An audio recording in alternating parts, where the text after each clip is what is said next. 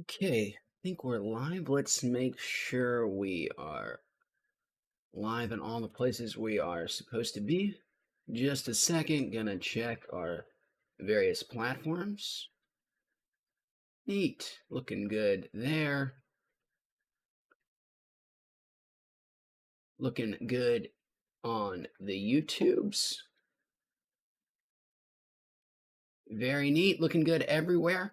Okay, so the next step in everything we do is we pass out dog treats. I'm gonna do that. Be right back.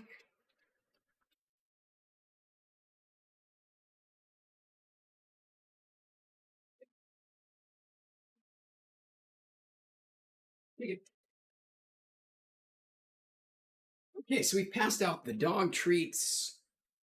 All of that is good. Zach, for you with us in California now, have you successfully made the move? Welcome. Happy Friday to you, regardless. We're gonna get started.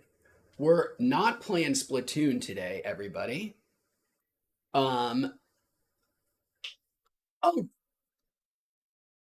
well, it looks like Zach might be back here in California. Welcome back. Very cool, man. Glad to have you back here in the Golden State. To celebrate, we'll do our first little bit of weed for you, my friend. We'll get started with everything in just a moment. Yes, and as I said, not Splatoon today. Not going to be spreading ink. Brand new Pokemon's games came out. I figured, why the hell not? We're on the Nintendo train. Gotta catch them all. Looking at the little picture, it looks real weird. But I'm excited to play with you guys. First, we're going to have to do some weed. Quite a bit of weed here today. It is Friday after all. I'm gonna hope my new fancy camera does what it needs to do. So, how are we gonna begin? You know what? Let's start off actually with a dab. That feels right to me. A nice dab to start things off. I've got the mini nail heating up. It's gonna take a second. It'll probably take me a minute or so to successfully open this thing of concentrates. Terrible design. Why would you have a square lid on a square product? Well, to match this, oh, there it goes. Only hurt myself a little bit. This is Cherry Wildfire. Okay, this is going to be one of the first times. Wish us luck. I'm going to be so excited if this works out. Here we go. This is our Cherry Wildfire. Let me show you a little bit more closely.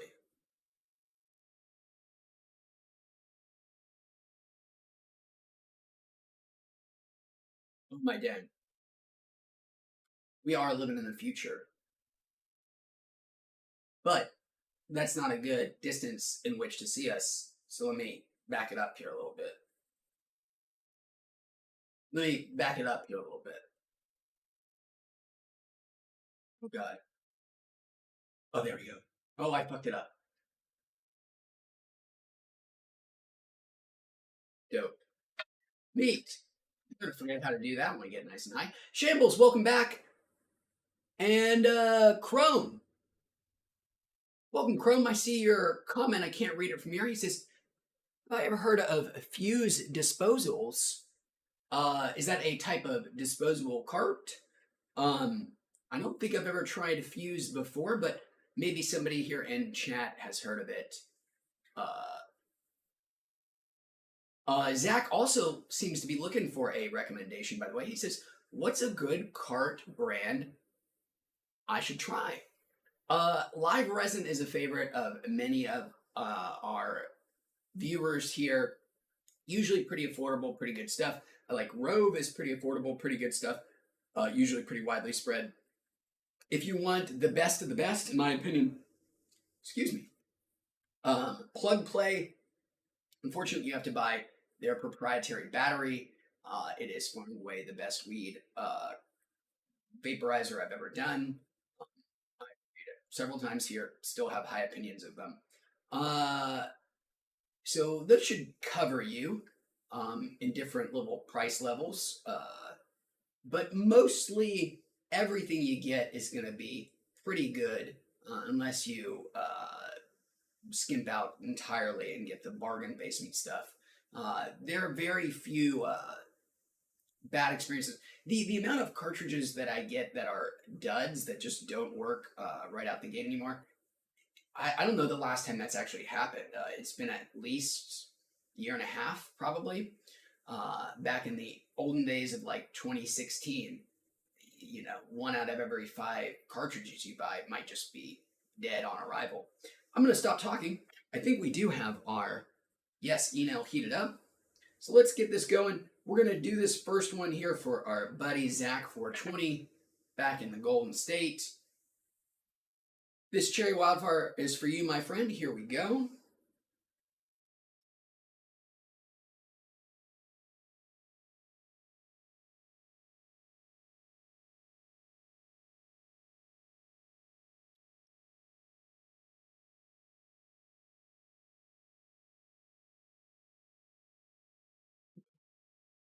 It's yummy.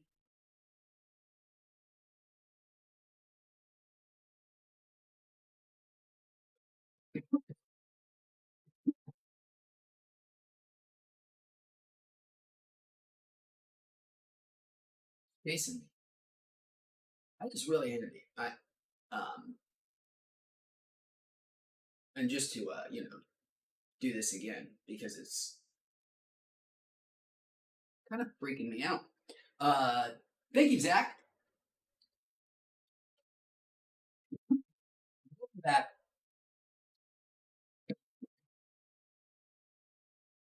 we'll get to the actual Pokemans because we're not Splatooning, we're Pokemansing today. Brand new Mons is out. What the hell?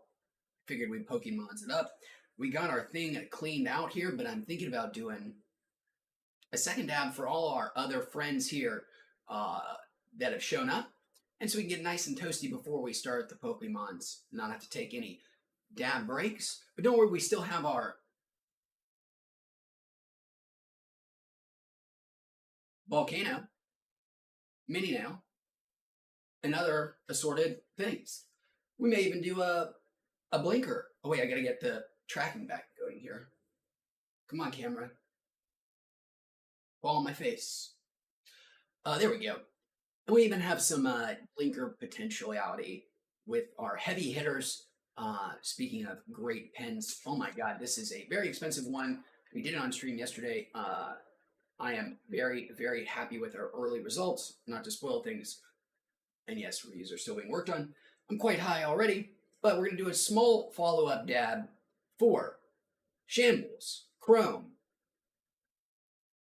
and anybody else I missed. Welcome and happy Friday. One more small kick off the weekend dab.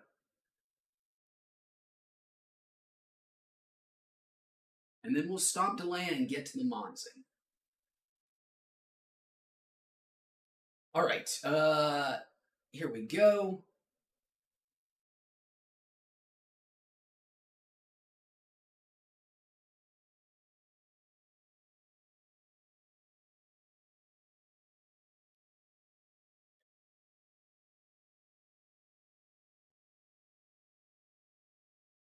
Good stuff.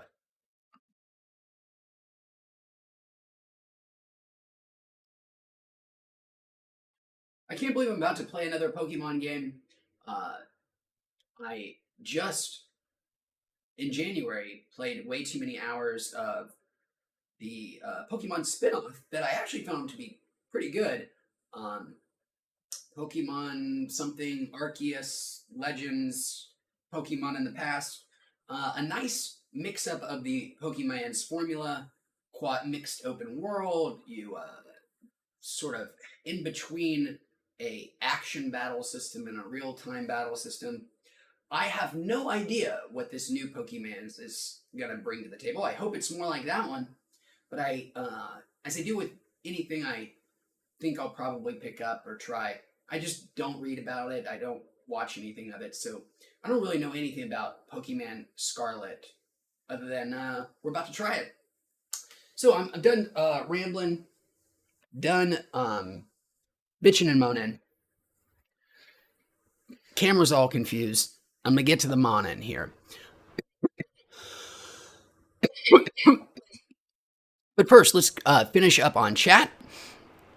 Thank you everybody for answering Zach's question, by the way.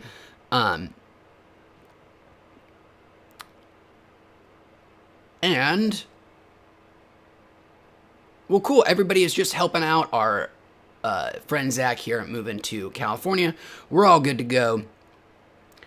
We've got some excellent weed recommendations. I'm high as shit. Next thing we do is we switch our cameras over. Bada bing, bada boom. Well, and then we then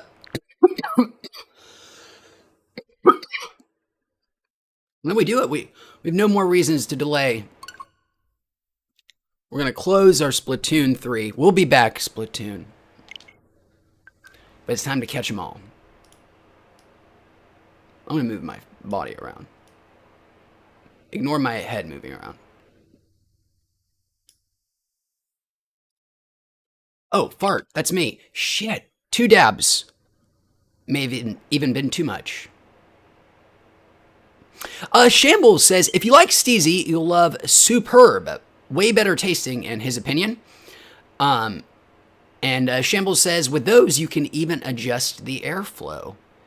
I'll have to look into that. I'm not privy to what a Shambles is. Shambles.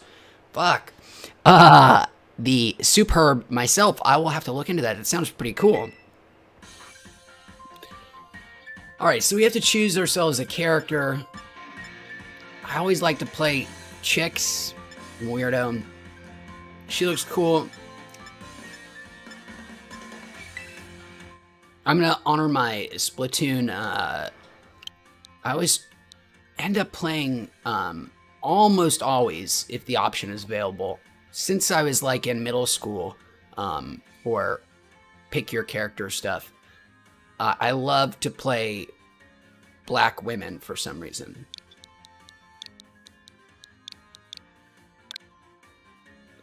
Are you serious? Nintendo, you let me do it in Splatoon. Well, I'm gonna outfox them. I bet they've never thought of this devious hack workaround. Well, that's because I misspelled furt. That I spelled it furt, not fart. That's my wife's name in Splatoon.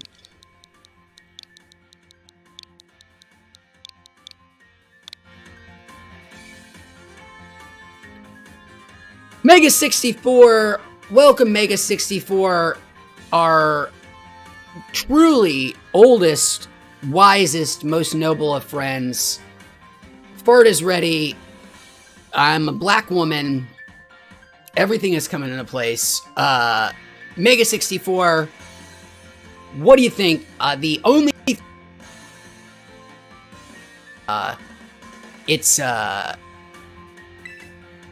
is the Switch really cannot handle this game, which is both disappointing and not at all surprising.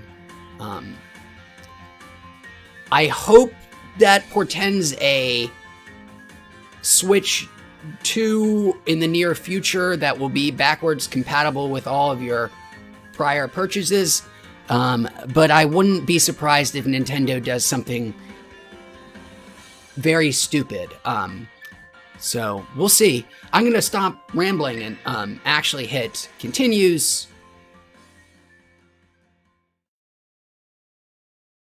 We've enrolled.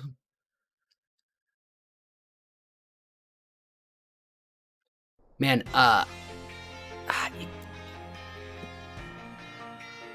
thank God Nintendo are wizards. Many of the folks are, because Splatoon is still a truly outstanding looking game. I know some of it is art style, but I think the game for me that was, it was like Hyrule Warriors, the quasi prequel to Breath of the Wild in the Dynasty Warriors style, that it was pretty clear to me that the Switch is past time for retirement, and a successor is desperately needed. Then again, Metroid Dread played just fine, but that's a 2D experience. I didn't remember Arceus Legends, is that the name of it? Being that garbage in terms of performance, but maybe this one's different. I'm gonna shut up. I gotta get focused on the story here.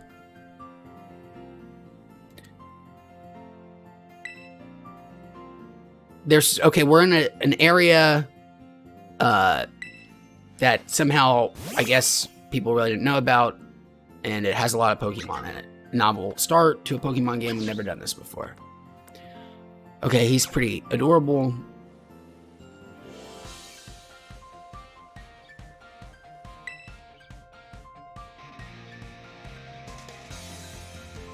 Boy, they can really get away with cheaping out on some shit, too.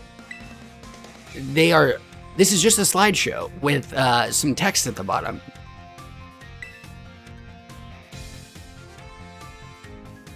They didn't even bother to make a cutscene. Of course, not voiced. Oh, I know those mons. Those are early level mons.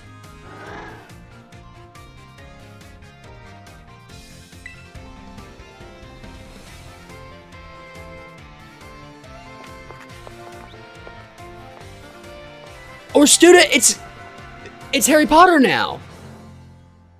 That's a great idea.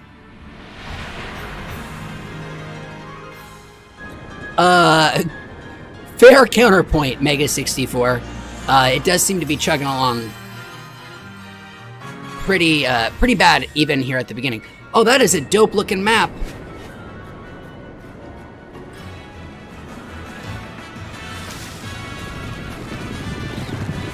And here's that cutscene I wanted.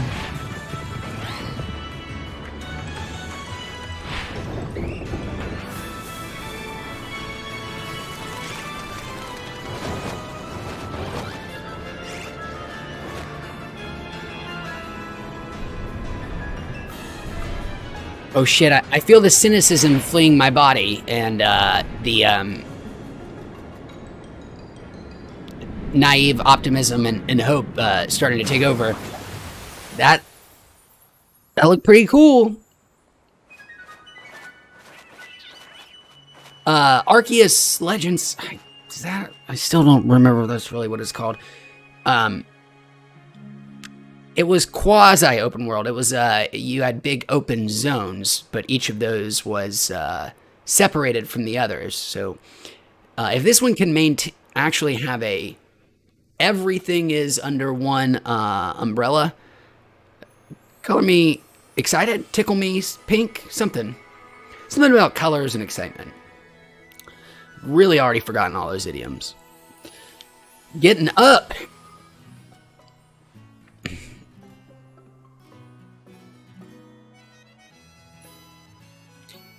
Mega 64, I've had, like you, my Steam Deck for a long time now, and I love it so incredibly much. The insanely shocking thing to me, though, is that in the past 2 months, it has not been the thing that I have been playing the most. It's the Switch. That is all thanks to Splatoon 3, a game I love. Splatoon 2. I played a shit ton of it over, like a 2-month period, which, doesn't portend, I guess, very greatly for longevity for Splatoon 3, but I've already played way more of it than I ever did of Splatoon 2, and I'm still hopelessly addicted. Fucking squirrel, dude. These little bastards would hide in the trees in the last Pokemon game, and they'd be annoying as shit. I can't wait to take some of those assholes down. Oh, dang.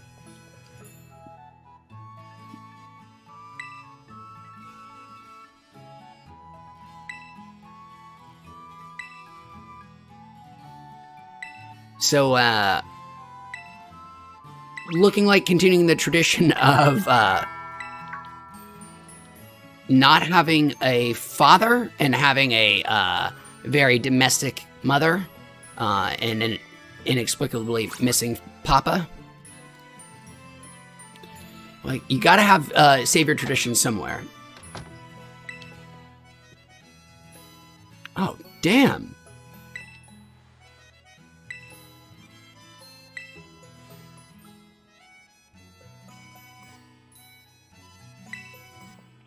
It's gotta be like our new Professor Oak. Manny, welcome, Manny. Manny says, big shout out from the Walla Walla. We 509. Love your content. Keep up the great work, man. Well, thanks, Manny. I appreciate that. We're splatooning here. You know what? This is a rather painfully slow, lugubrious start, which is par for the course. Spice it up with a little volcano bag. I assume that's a phrase we're going to be employing often over this opening of this game. My mom is definitely trying to bang the professor for sure. Which, can you blame them? Her? Although my mom's kind of a catch too, so I would not be upset if Professor Clavel, Professor Pokemon Pockets over there, became my new stepdad.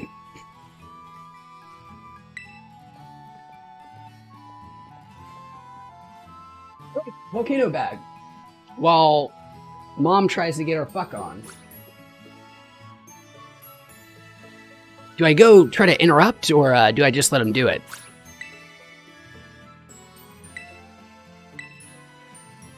Well, I gotta go back upstairs.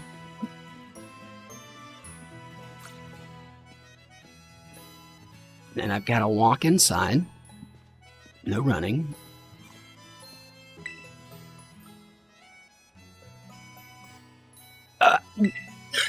Yes! I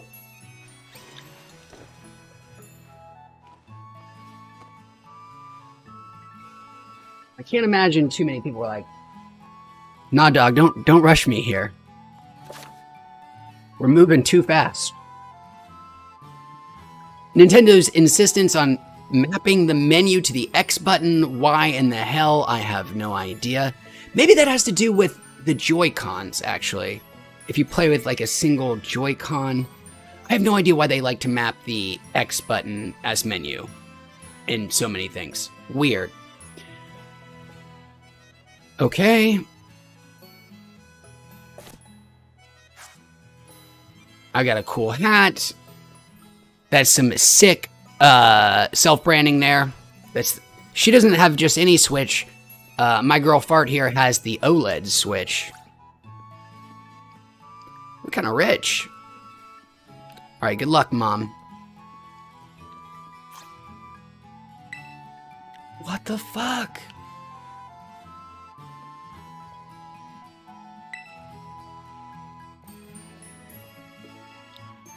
So now I'm going to school instead of adventuring.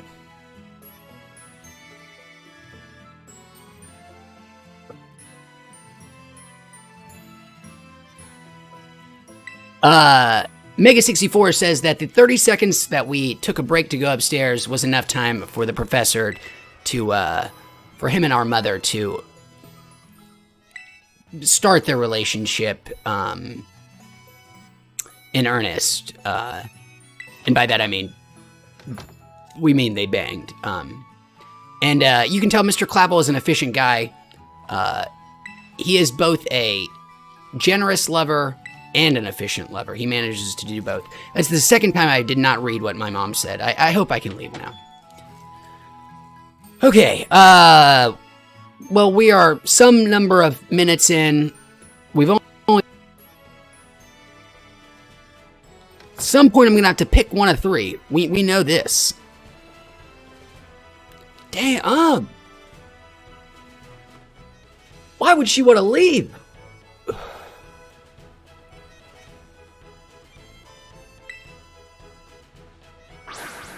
Holy shit. Oh! It's right here. We do it already. They're, dispensing mini pretends.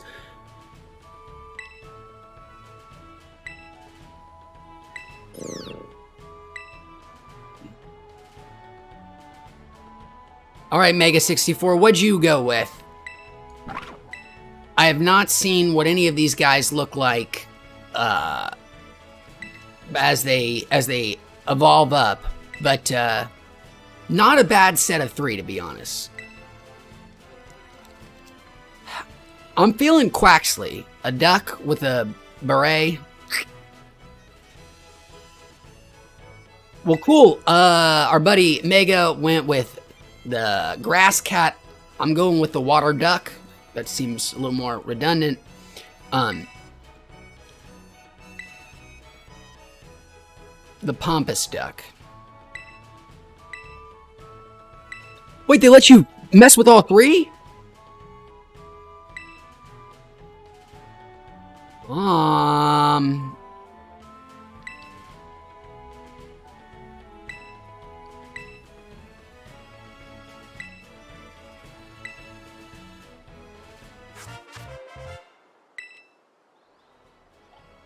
Mom's giving me an Apple tag to keep track on me.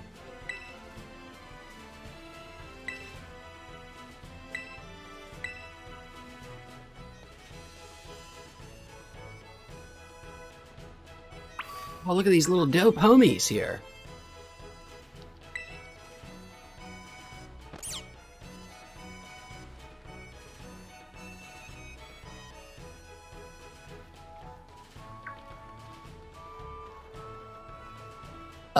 Still no way to move faster. Oh my god, does this game chug?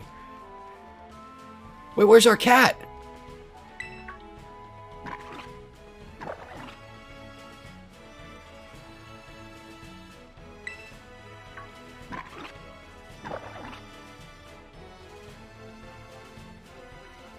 Sorry, Sprigato.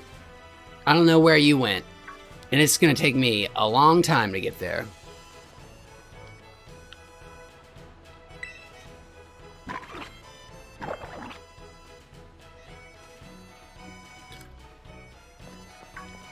I can run!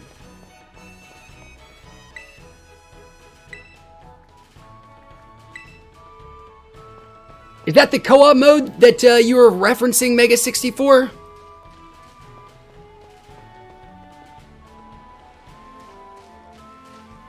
Ah, and Mega 64 also, oh, I see a little treasure back here with a pro tip to save and restart. Sweet free Pokeball.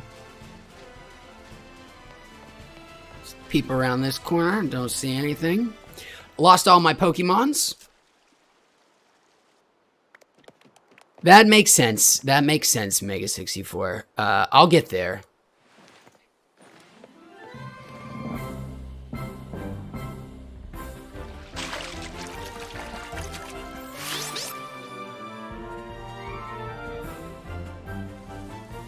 Ooh, glamour shots.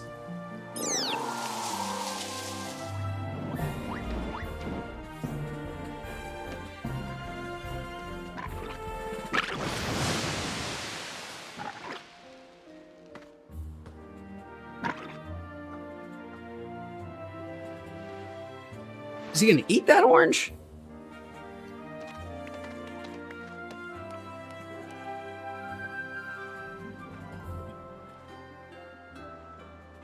Borg, what's up, Borg? Borg Rotzank says, great name, by the way, Rotzank says, what's up, bro? Worth it or wait for a sale? Borg, I cannot in good faith answer that question yet. All I've done so far is watch my mom try to bang the professor and take 30 minutes to walk about 100 yards. So give me a little bit more time, Borg, and I'll give you an answer. The reviews seem to say it's got some rough edges.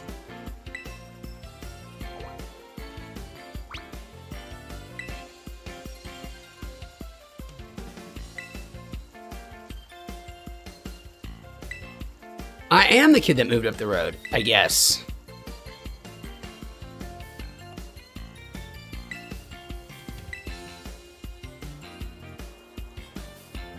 Ooh.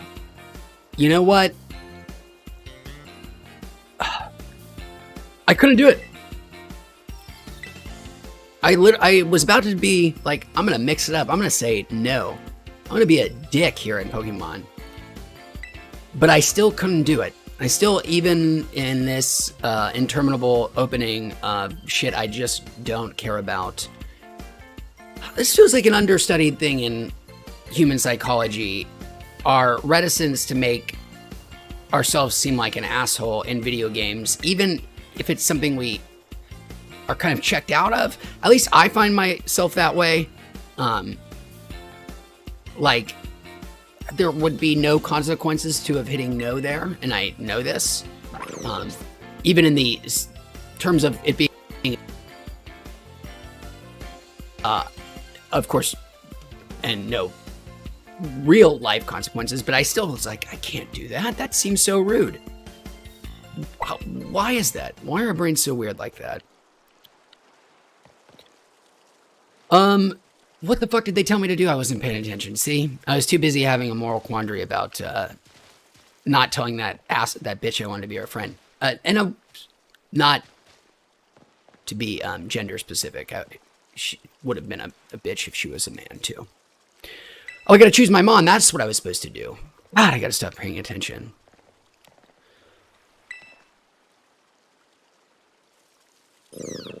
No.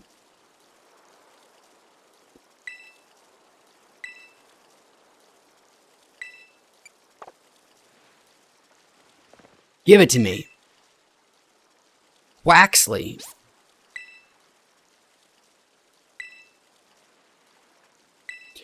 The tragedy here is that just played some Splatoon 3. The most recent Splatfest, which is a competition where people pick sides of a random question, was what is the best starter type in Pokemon? And I picked fire, not water, and water destroyed fire, and here I am picking water anyways. I never give my Mons nicknames. Nasty, welcome, Nasty. Good to see ya. Jack Ordner says, I know you're a movie guy. What's your fave of 2022 so far? See Triangle of Sadness? Ooh, thank you for the question, Jack. And Triangle of Sadness would certainly be way up there. What are the movies that I am forgetting? There are a couple of better movies that have come out this year for sure. I'm drawing a blank at this moment, but I can give you some recommendations that are available on some things. Yeah, Pokeball, all that. Jack, if you have streaming platforms, I think it's on Hulu and Amazon, maybe. A movie that I loved that came out at the beginning of this year is called On the Count of Three, a cracked comedy about people deciding to kill themselves in a suicide pact. Excellent, small little movie. But damn, I need to look at my release list and tell you what are the great ones, because there have been some excellent movies this year, but not many. Holy shit! Jack said Jack, you've seen On the Count of Three. I'm sorry to assume. And yes, an incredible underseen classic. The friend in it gives the performance of the year, I think. Not the director dude. The guy who stars in it is a stand-up comedian, Anthony Carmichael. Is that his name? Gerard Carmichael? Something like that. And he also directed the movie. Started it and directed it. His first movie. It's great.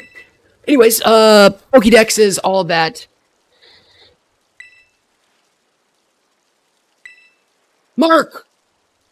Welcome, Mark. Good to see you again, man. It's been a while. Thanks for hanging out with us. How have you been?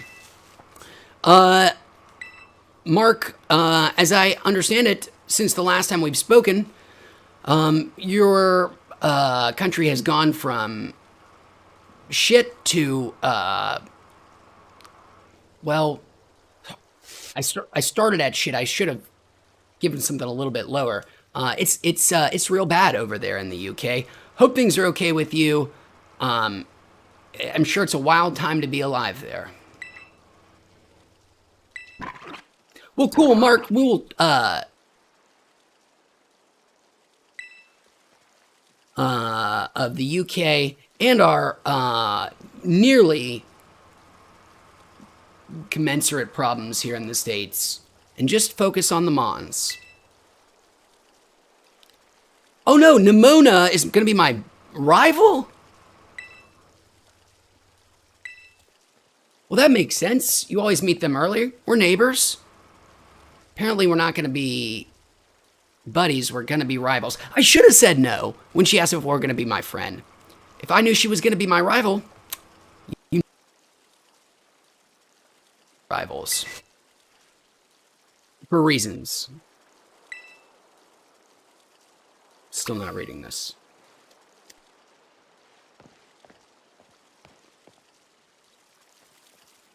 Okay. She's down on the beach. Looks like a sweet item up there. Probably gonna be a while. Oh! Some potions. It's like they wanted me to find that. Can we sneak back this way? Yeah, we can.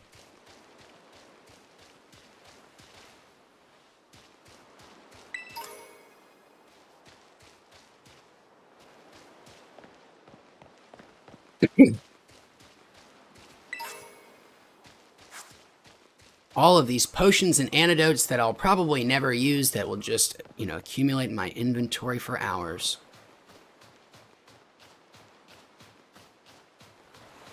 Well, there's no time to delay. Let's just get in this. Nimona and I, it was always meant to be. No hesitation. Yes, I am. Nasty, I'm sorry if I missed your comment, by the way. Good to see you again, my friend. Thanks for being here with us. Monning it up today, not Splatooning. And we're about to have our first battle too long into this experience. 40 minutes.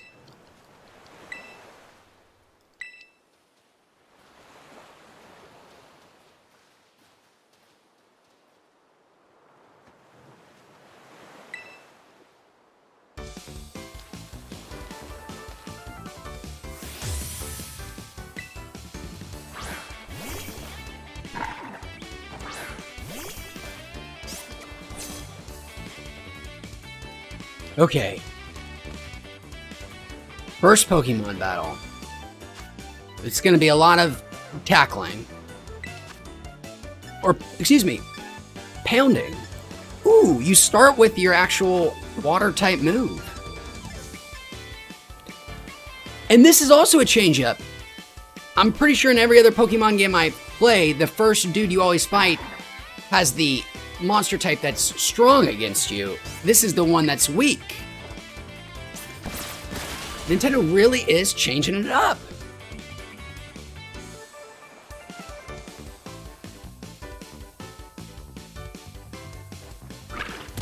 You know, Mega 64, in the 20 years we've been playing Pokemon together or whatever, I haven't learned a lot. But it's slowly starting to stick that water beats fire, something beats water, and that other thing that beats water also beats fire. It's just like a triangle or something. That's why I'm using water. It's super effective.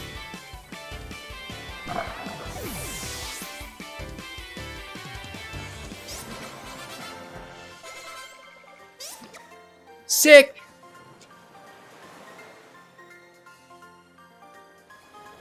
Mark says the last Pokemon he enjoyed was Sun and Moon back on the DS. Which, or was that the 3DS? I can't remember now. The DS had a shit ton of Pokemon games on it. And that's where I started to fall out, was around that era. I didn't play Sun or Moon or X and Y or Black and White, and there was a sequel to one too. Was there like Black and White 2 or Sun and Moon 2? I can't remember. I didn't play any of those. Now they want to battle me with the cat.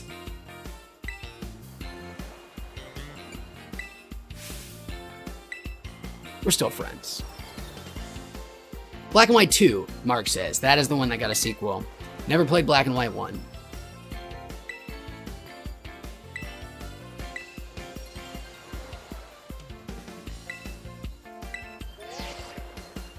Oh, hell yes. All right, it's time to finish this bag and get to the next one. Mega64 said he played Gens 1 through 4, then started again in Gen 8 with Sword and Shield. Mega64? I think that is precisely my trajectory as well. And I did beat Sword and Shield, and found a lot of it underwhelming. Not terrible, and not even bad, but underwhelming at times. I really did enjoy the that spin-off, Arceus Legends, earlier this year, which I thought shook up the formula in an incredibly fun way. And I still don't know what to expect from this game, whether to expect that or more of the former. Yeah, complete your Pokédexes, we know. He is banging them. Oh my god, he's banging not just my mom, he's banging my rival's mom too. Mr. Clavel, I don't blame him, and I don't blame the moms either. He's a hot looking dude. Those glasses, those pocket accents, he really puts the pocket in Pocket Monsters.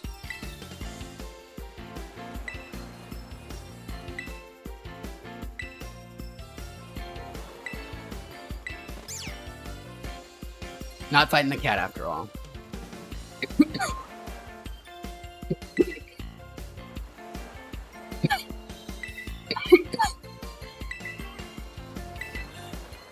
I'm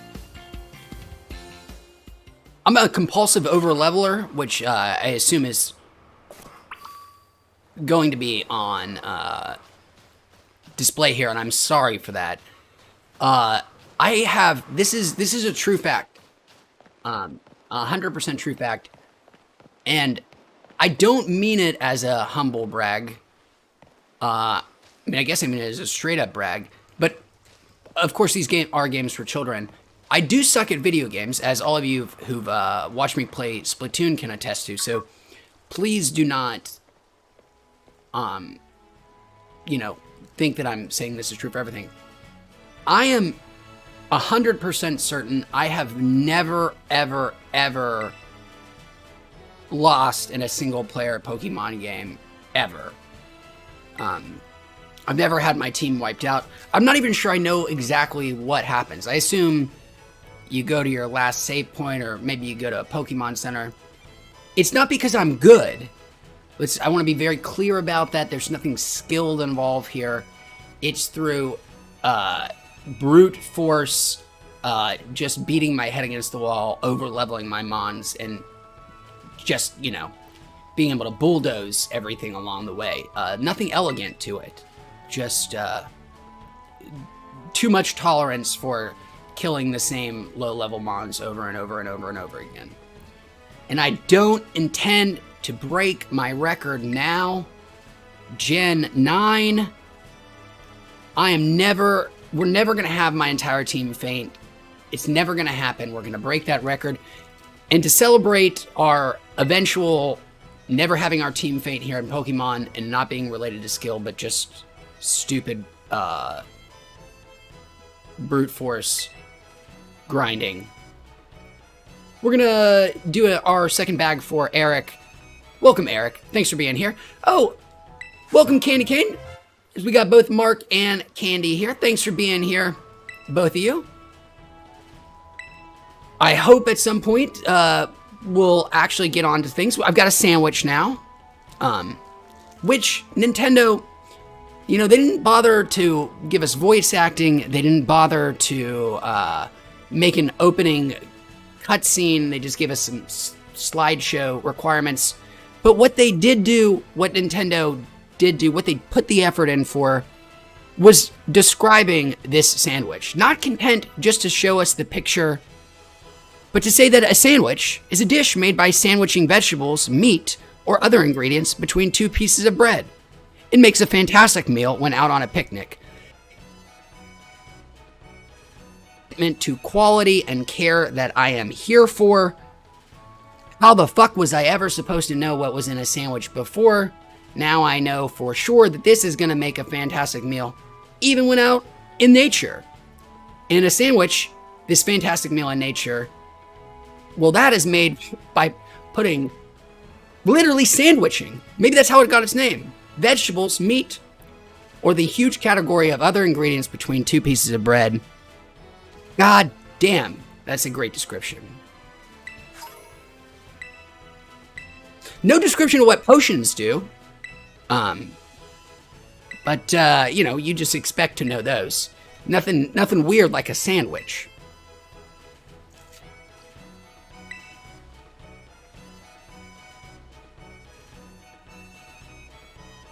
Oh my god.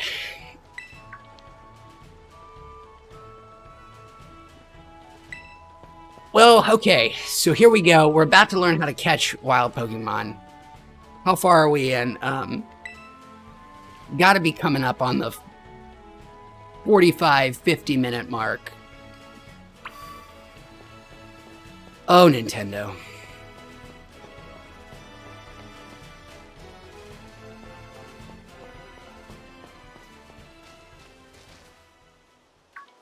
Second bag time.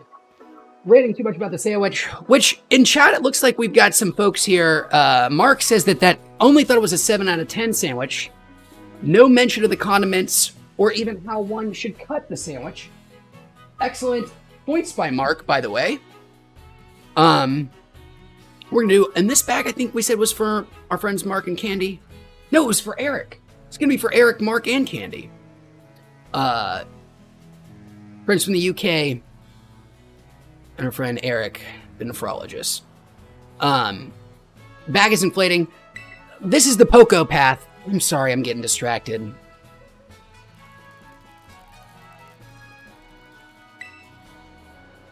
Oh boy.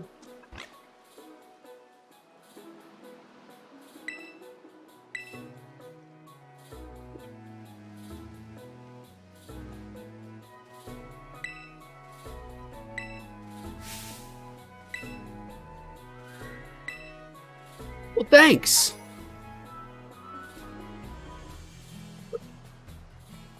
Hold on one second. I promise no more delays. But this is gonna be totally worth it. I wonder if I can still use this to do this. Oh, come on, camera. Camera. Follow me, camera. I guess it's not going to at the moment. Got our Pokeball here. That really didn't pay off like I hoped.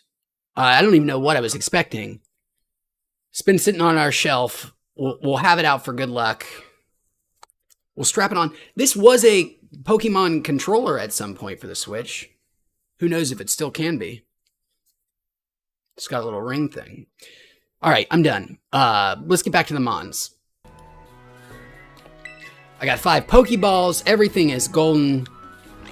Some Pigmon over here. What luck.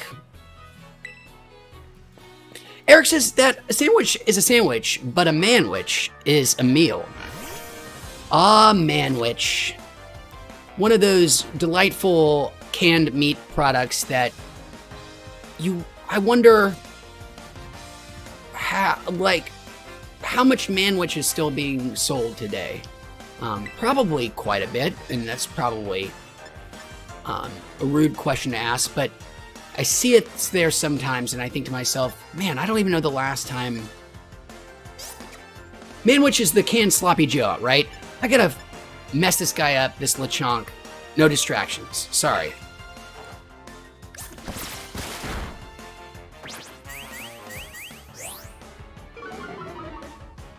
Lower my defense all you want. Quality Nintendo animations. Just use your imagination that they're actually doing these things to each other.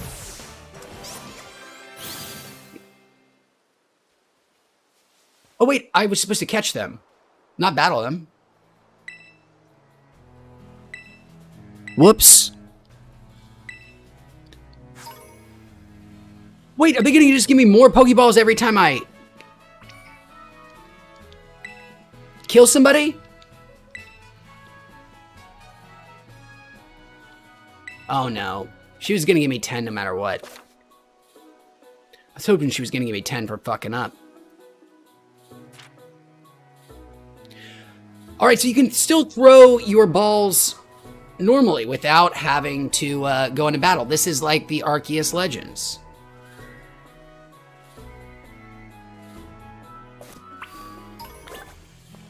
I got some Lechonk hair.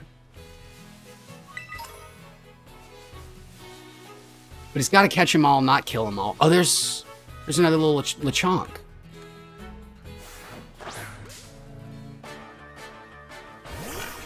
Oh, wait, no, it's not really like Arceus Legends. It's just throwing your own Mon at it. It's not throwing a Pokeball at it to try to capture it.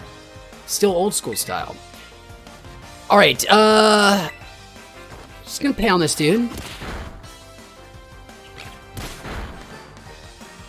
I assume his ass will go in a ball just fine.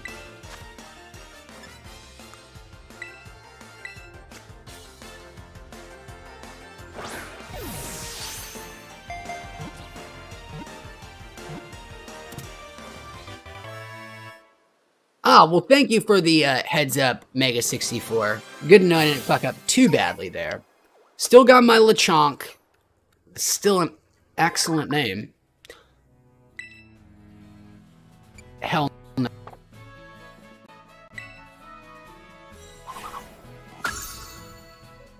Okay, that's cool looking. I want to read his description. Move too fast. Ooh, that's who we're going to be. You get the flying guys by throwing your mana at him. I see, I'm getting this. He's old school. I remember Hoppip from before. Flying type.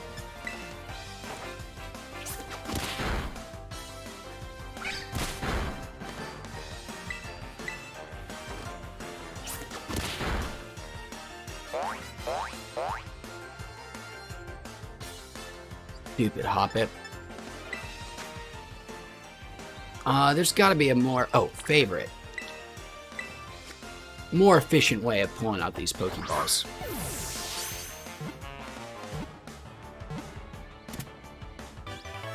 Well, shit, we've already tripled our team.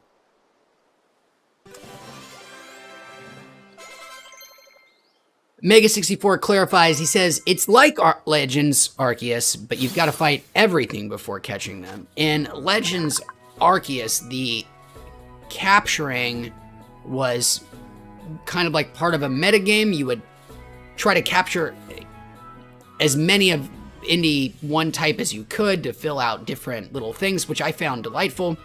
And you could easily capture them without even engaging in battle in a lot of circumstances. But this is like the old style where it seems like you don't necessarily want to capture multiple of each, because, you know, you don't have somebody saying, dude, capture 85 of these for some dumb reason. Let's read this description of Hoppip. Hoppip. This Pokemon is blown across vast distances by the wind. It is unclear where the Hoppip of Paldea originally came from. Fun.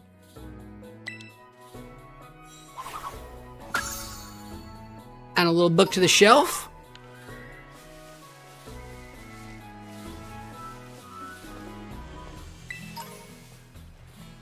Well, look who's hiding up there. I think I missed. I'm fighting another Lechonk. That's cool. We gotta level up.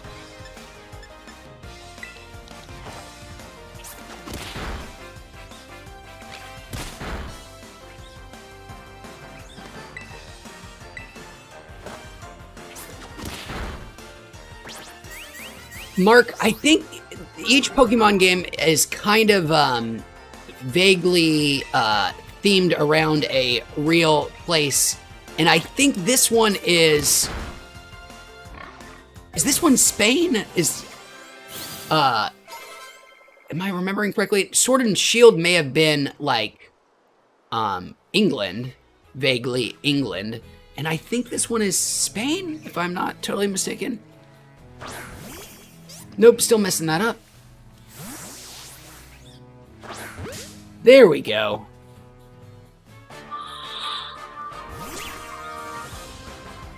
But if it is vaguely Spain, you're still gonna have a lot of Belgians there.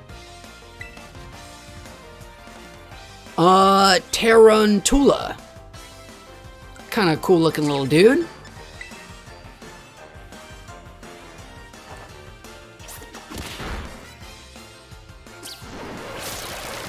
Gonna try to slow my ass down. Planners Guy, welcome back, Planners Guy. It's been a while. Our favorite resurrected Peanuts mascot. Planners Guy says he remembers XD Gale of Darkness for the Nintendo GameCube. That's because you're a classy person, Planners Guy. Not many people remember that rather strange little spin-off. We think of the first home console Pokemon mainline game as Sword and Shield, but in some ways it's really XD Gale of Darkness, which had a little anime Pokemon story. I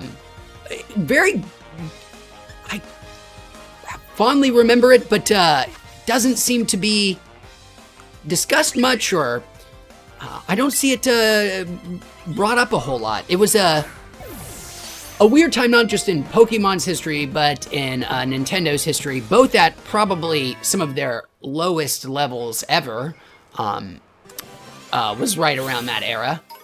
But it'd be cool to get a remaster at some point on the Switch, because I think it was pretty fascinating. There was a different mechanic for capturing things in that one too. I don't remember exactly what it was, but it was also different. Tarantula. He's a string ball Pokemon, if you couldn't tell. Kind of adorable. Looks like a ported spider. Says the ball of threads wrapped around its body. The ball of threads wrapped around its body is elastic enough to deflect the scythes of Scyther, this Pokemon's natural enemy.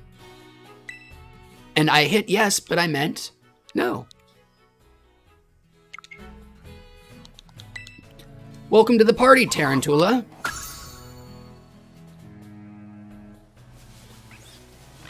We got a bunch of pigs, that's okay, we gotta level up.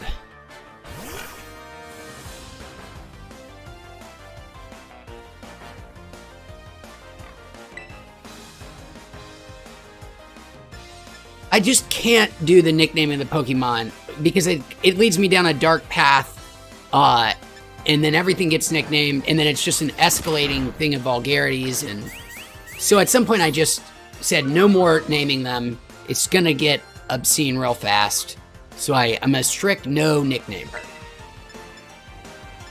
The Chonks.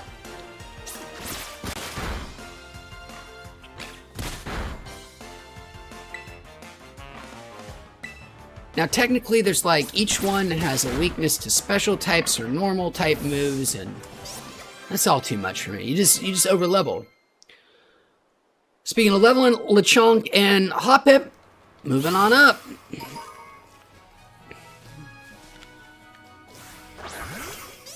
I'm gonna have to get better about that.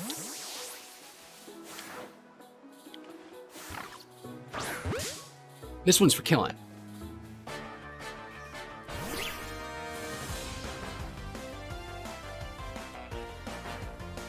Mark says Candy is even worse when it comes to the Pokemon nicknaming. All of her Pokemon go either by 666 or 420. You know how to do it. And thankfully, Nintendo still lets us, you know, be childish there. They didn't let us have our fart name with an F. At least we can still bring up the PH. Shouldn't be using that water gun. Normal type moves here.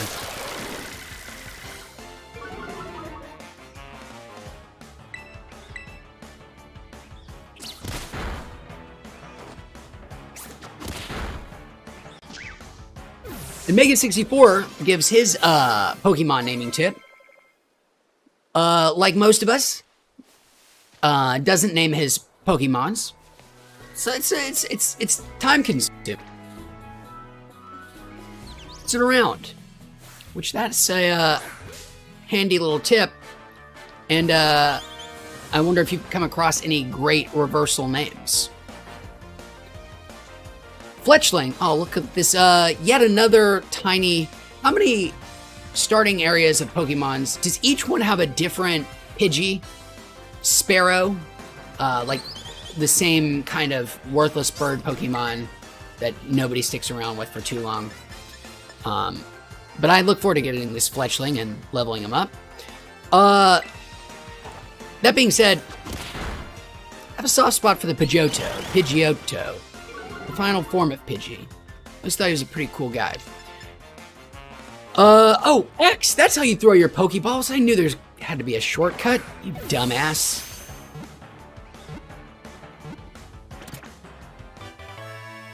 Welcome to the team, Fletchling.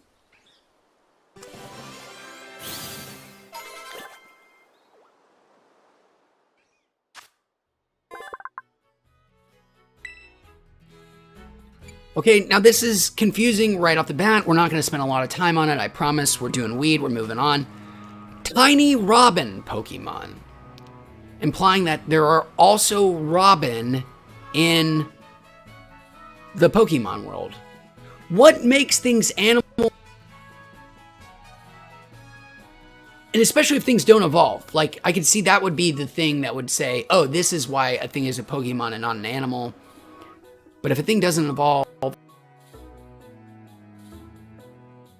why would it not just be a bird instead of a Pokemon? It's all so confusing.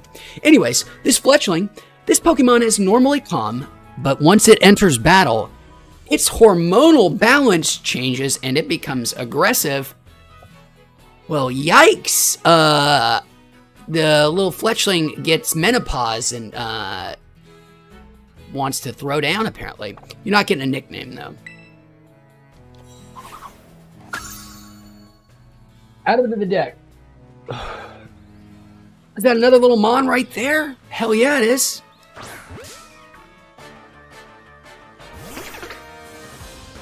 Now, I don't recognize this guy at all. Scatterbug.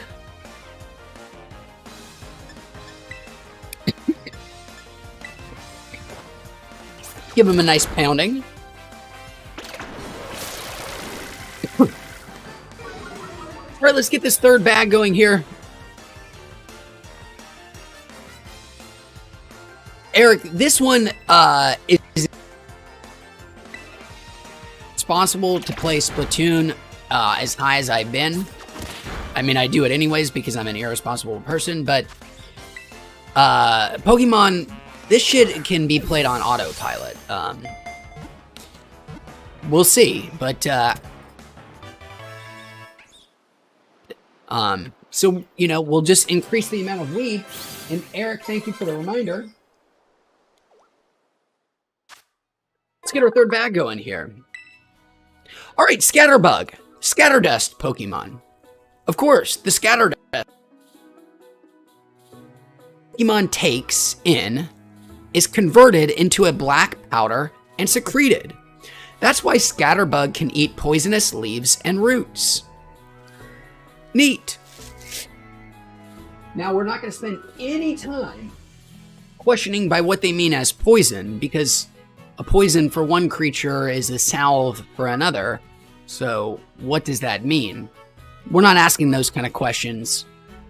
We're just going to welcome Scatterbug to the team. Scatterbug, the Scatterdust Pokemon.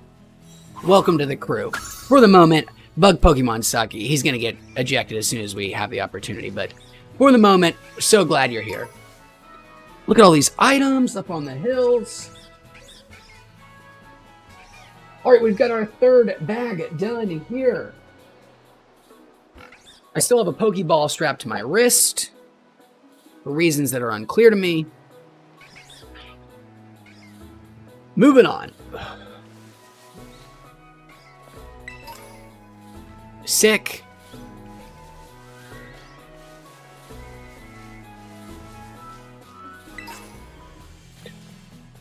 Super Spray already. Embarrassment of riches. Tarantula, if you're going to be coming at me like that, I'm going to be throwing down, just to let you know. I was planning on letting you go, but you had to come up on me like that, and now my boy Quaxley is going to have to do whatever it is to Pokemon that get knocked out in the wild. I bet some lucky Scyther's going to come and eat him from the front. What did it say about Scythers? His webs protect against those attacks. Well, not if you're unconscious, you dumbass. I'm so sorry. I keep accusing so many Pokemon of being dumbass. They're all lovely creatures. Shit, look at all these items up here. Oh my god, they're everywhere.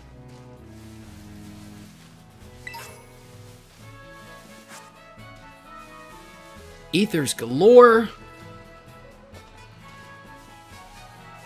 I saw something down here too. This chick can move mountains.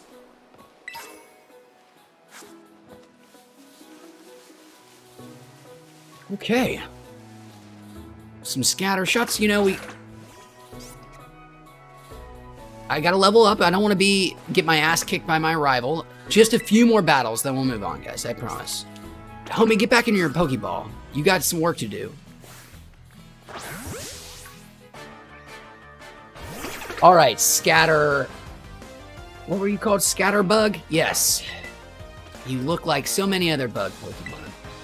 And I bet you die just the same.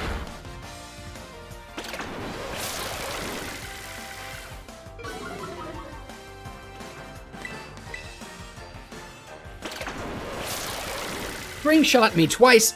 So, I just said I wasn't going to call Pokemon dumbasses anymore. But that Pokemon clearly is a dumbass. What is homie trying to slow me down so much for? It's clear, you know, you can keep slowing me down, but I'm gonna get through at some point. That's why he's the fainted one and the other one's on our team. Way smarter Scattershot. Scatterbug. The Scattershot Pokemon.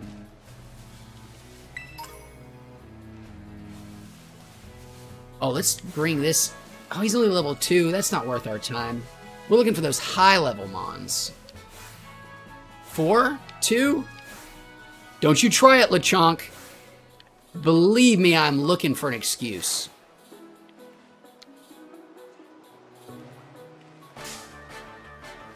Well, you can also just walk into them. And that also makes battles happen. That makes sense. I remember people were very upset that Pokemon made it so that all of your Pokemon share experience in battles instead of just the ones that are participating. But man, do I change. It's so annoying to have to bring out these other little bastards. We only care about Quaxley. Nobody wants to see a Lechonk out there for 2 seconds. Let him share the experience, I say. I don't remember actually where it was that we're supposed to go. I'm guessing there's got to be a map at some point, or icon that I can follow. The Rotom Phone is a popular item used through the Paldea region. Adding apps to it gives a trainer access to a variety of useful functions. It even has an app store. Using the Map app, you can find useful information about the Paldea region. If you move the map cursor over your own icon, then move the right stick from side to side. You'll rotate your own view along with the map. Neat. I don't think I'm going to read any more of this out loud.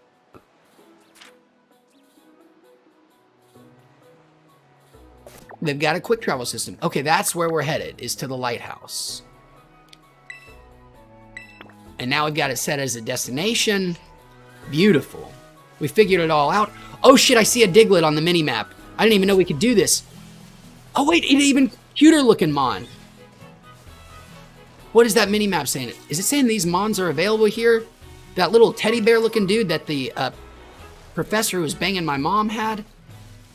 You know I want that guy.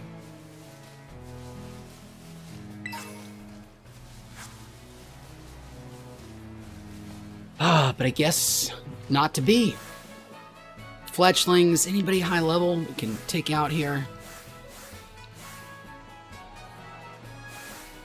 Level 4 Fletchling. So you only ever fight one at a time. I think in the other spin-off you could do multi-battles, I think. We're just gonna get one more level, guys, I promise. Then we're moving on.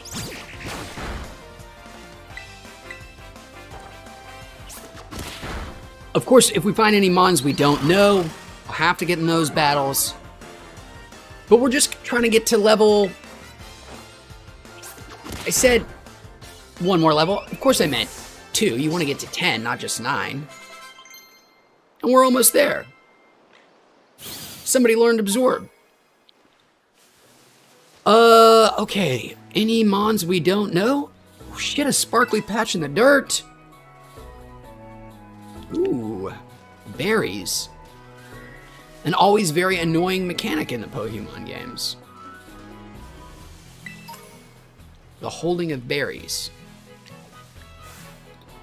Level 4 might be worth taking out. Level 4, let's just have a battle. Easy, easy experience. Nindar, oh my god, Nindar, it's been a while. Welcome back. Good to see him in. Says, so is this DS4 Windows and Yuzu? No, this is using a capture card and on the Switch native. Yuzu, I think, is the popular Switch emulator, which I only know about because Valve accidentally featured it in a Steam Deck ad. They showed on like a library of games. I think this is the Yuzu Switch emulator, and they like pulled the ad and everything, which I thought was pretty humorous. But this is on a Switch using a capture card and a Switch Pro controller. Just an underrated controller, by the way.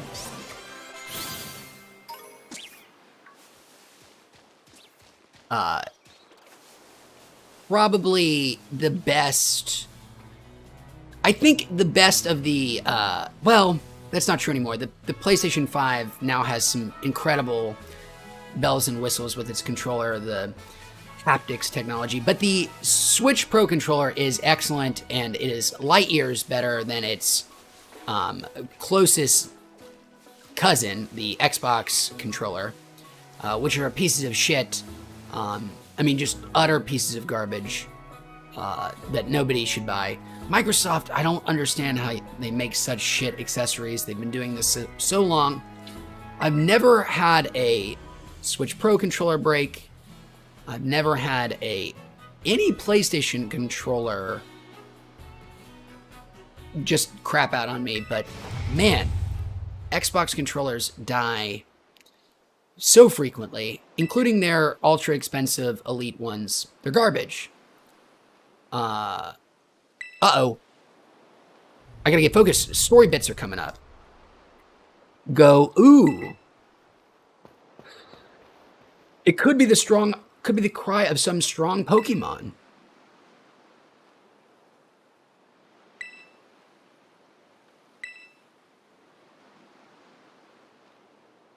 You know we're gonna end up going to those cliffs. And you know we're gonna find that Pokemon there. Finding the source of the mysterious cry. It'd be a little bit cooler if they didn't insist on still using like awful MIDI files for the Pokemon noises, They still sound like Game Boy cries instead of re-recording everything, which was so weird on the last one. Archaic sounding sound effects.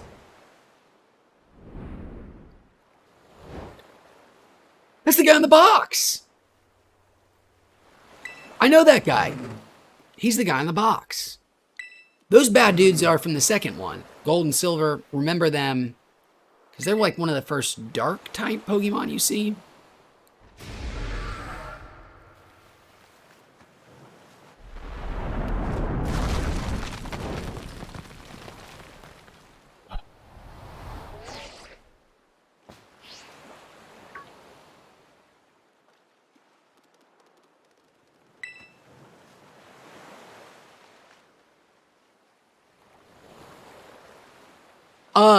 Mega 64 has the same problem I do, which is too many controllers.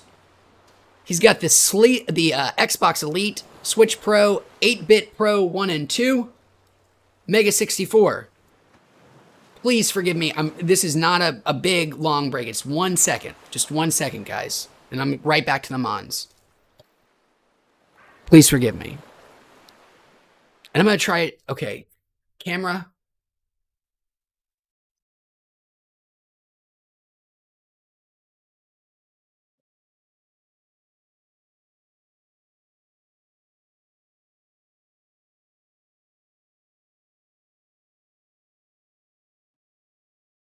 You guys, oh God, you're seeing farther into my place than ever.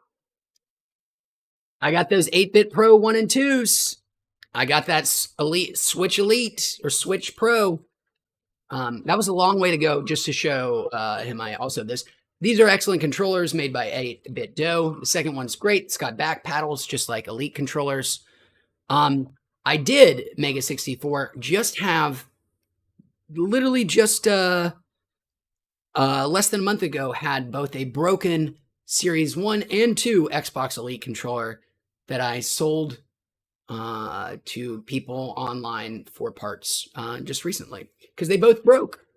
One the bumper and the other the left stick just became totally unresponsive. For things that cost over $150, felt pretty inexcusable. Yes, guys, I'm sorry. Oh shit, I'm gonna switch back to Pokemon. That was a fun little thing to show off. It has to be prime to say follow me, but it's pretty neat. Here's the last trick, and then we'll go right back to Pokemon. I already did this once. You know what?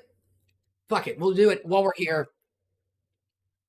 We're gonna get so high, this sucks. I'm gonna go do a dab just so I can do this trick one more time, and then we're gonna go do Pokemon. This bag will be safe. No more weed for me after this for a long time. You've heard that here.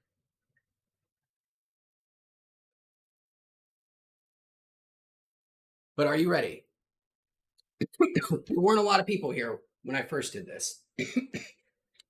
I'm just as excited and nervous as you guys are as to what's about to happen. Oh God. I think I accidentally gave it the wrong symbol. All right, so follow me, buddy. All right, so here we go.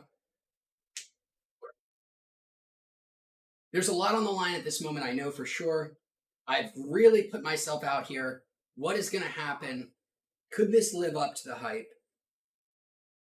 Am I really going to do another one of these, seeing where I'm at right now already? The answer to your first set of questions is indubitably no. And the answer to that last question that I asked is yes. So let's do a dab. You know what? This one's going to be for our buddy Mega 64. So happy to hang out with him. Thanks for being here. And also, Grovel, welcome. Glad to see you. Hope to play some Splatoon with you again in the future. We'll definitely be. I'm going to shut up. Here we go. There's a lot on the line here.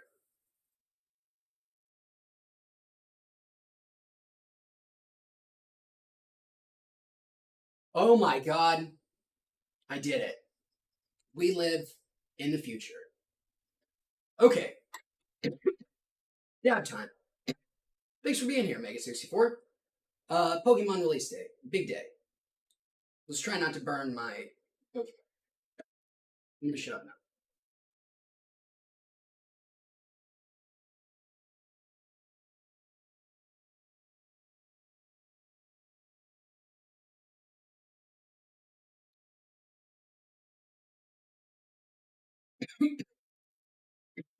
Bad idea, but pretty nice tasting.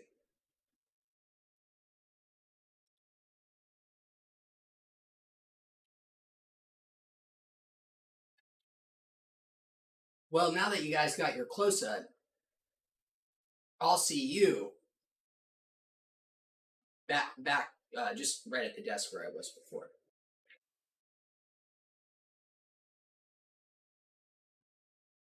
Oh, that's making me sick watching it. I'm looking at myself, looking at the camera. It's not that I'm that vain. It's just fun to watch it track. That is legitimately pretty dope, that little thing. Well, zoom out, buddy. All right. Enough of that distraction. There's a dying Pokemon here. For Christ's sakes. The mysterious Pokemon seems to be too weak to move. Well, maybe I can. Oh my God. It comes back around. I was talking shit about this sandwich. Not even thinking that Nintendo was planning that little nugget for something special. That sandwich, which, if you guys didn't know, is comprised of ingredients of meats, vegetables, and other ingredients sandwiched between two slices of bread. If you didn't know that, that's what a sandwich is comprised of.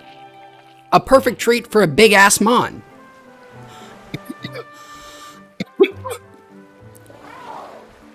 So this game is just... Nintendo is saying, fuck the formula. We are playing with a new set of rules here. Not only did your rival pick the opposite, the Pokemon that you are... But you meet the legendary, the guy on the box... right at the beginning? Well, that's maybe true in the last one, now that I think about it. But, like, I fed him a sandwich right here at the beginning. I didn't have to wait till the end. Do I get to, like, be friends with this Pokemon at the start?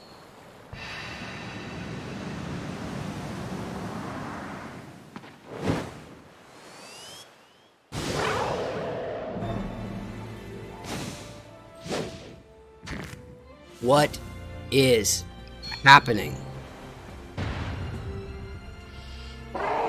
I think I regret giving this dude the sandwich.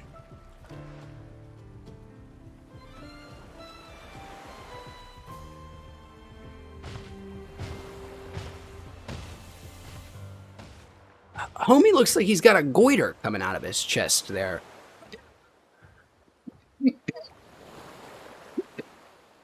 By the way, I was reading this book recently about iodine.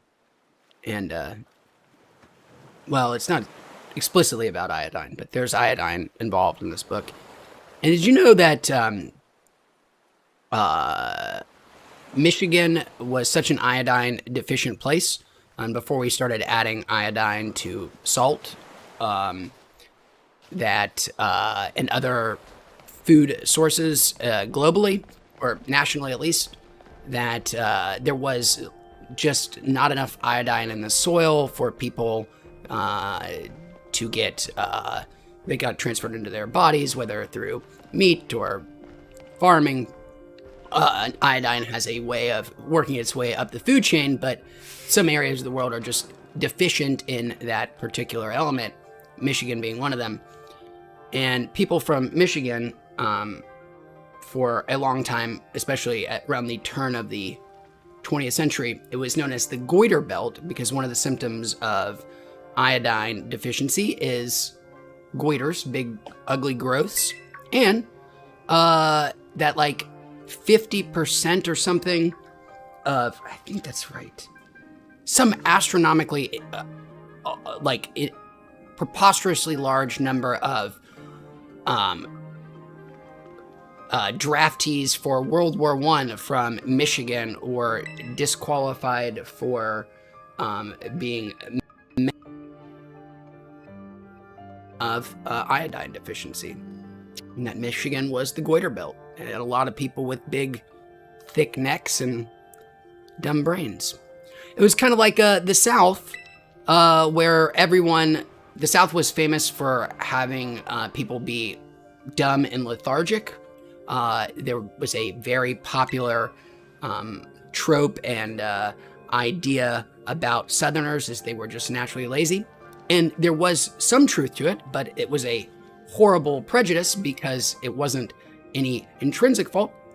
Almost everybody in the South was, especially if you were poorer, infected with hookworm, and it makes you, one of the big symptoms is makes you incredibly lazy, and if you are infested with hookworm as a children, can make you drop that old IQ. Now that we've talked about goiter belts and hookworms and mental deficiencies, we'll keep getting high and playing Pokemon. We're not going to do any more weed, because goddamn, at least for a few minutes.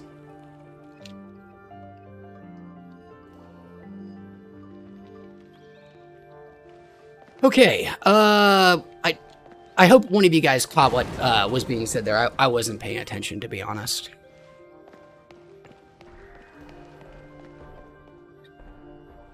BVD, welcome, BVD. So good to see you. Thanks for being here. Happy Friday to you. Oh my god, look at this little dude. He's a little otter. A little, what do we call that family of weasel type things? He's a little weasel dude. A Yungoos. Fun name. Let's be gentle. We don't want to kill him, we want to capture him. And that's perfect. I have to heal up my Quaxley. Grovel asked, what Pokemon did they get the meat from that sandwich? Grovel, such a great question.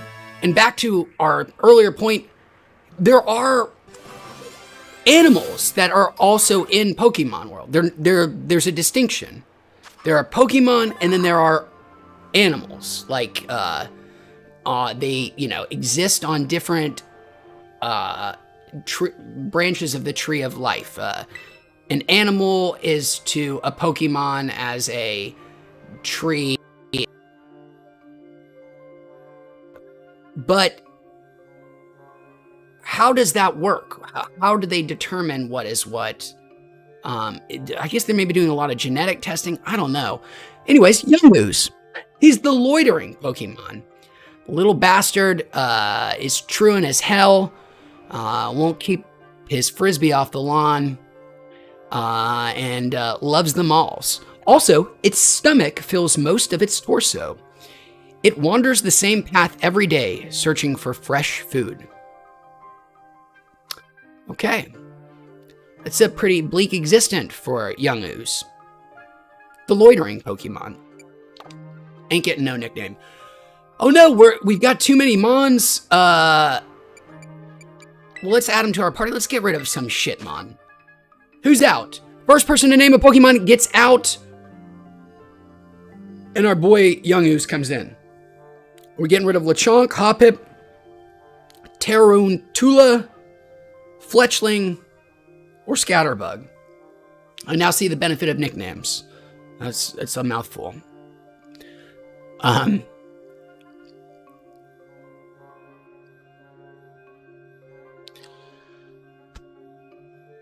Okay, Scatterbug, thank you, Mega64. Scatterbug, you're out.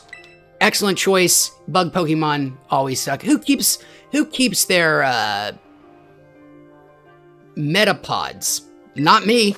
You're out of here. Yungoos, you're in. If you can break away from your miserable existence of wandering the same path day in and day out, trying to fill your body-sized stomach, We'd love to have you on the team.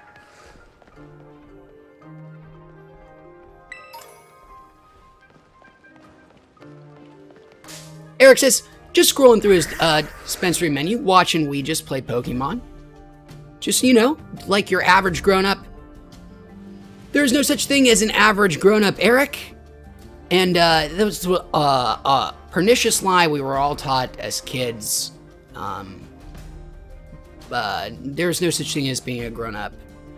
There is no such thing as a grown-up life. At least I hope not. I've been doing it very wrong, if so. And again, super appreciate you spending your grown-up afternoons, evenings, hanging out with us, looking over that dispensary menu, and watching people play Pokemon ineffectively, slowly.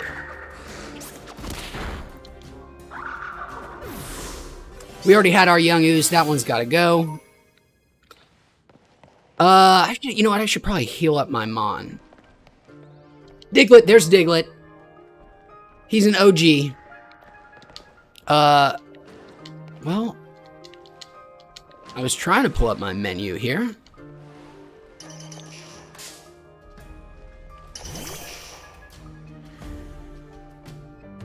Hell yes, Diglett time. All right, so Diglett is definitely 100%, of course, going to be on the team. So you guys, who's out next? BVD says Fletch is out. So you know what? BVD, thank you for the heads up. Fletch, you're out. We got this Diglett in. He's good as caught. Boom.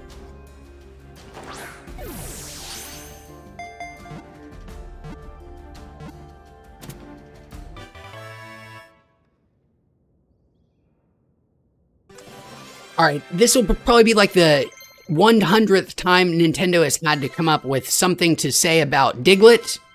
Let's see what they do this time.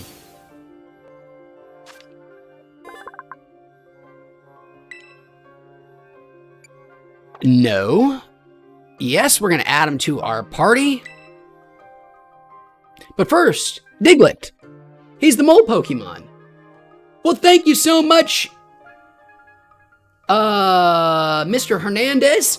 Super appreciate it. Thanks for being here. We are about to read this description of Diglett. We're going to see what Nintendo has managed to say about this thumb of a creature that has existed for 20 years plus, and how could they come up with something else to say about this stupid thing? Here we go. Mole Pokemon. Holy shit, here we go again. So they're moles and Pokemon. What does that mean? It lives about 1 yard underground, where it feeds on plant roots. It sometimes appears above ground. Does it now? Does it sometimes appear above ground? How would I have ever known that? You're out of here, Fletch. Thanks for the heads up, BVD.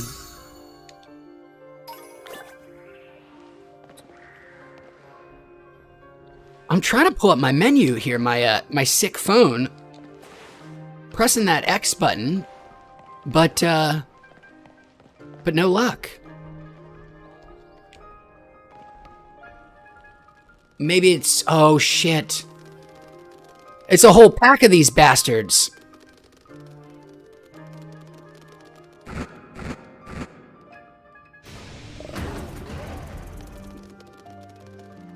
Boy, they could really use some more convincing sound effects.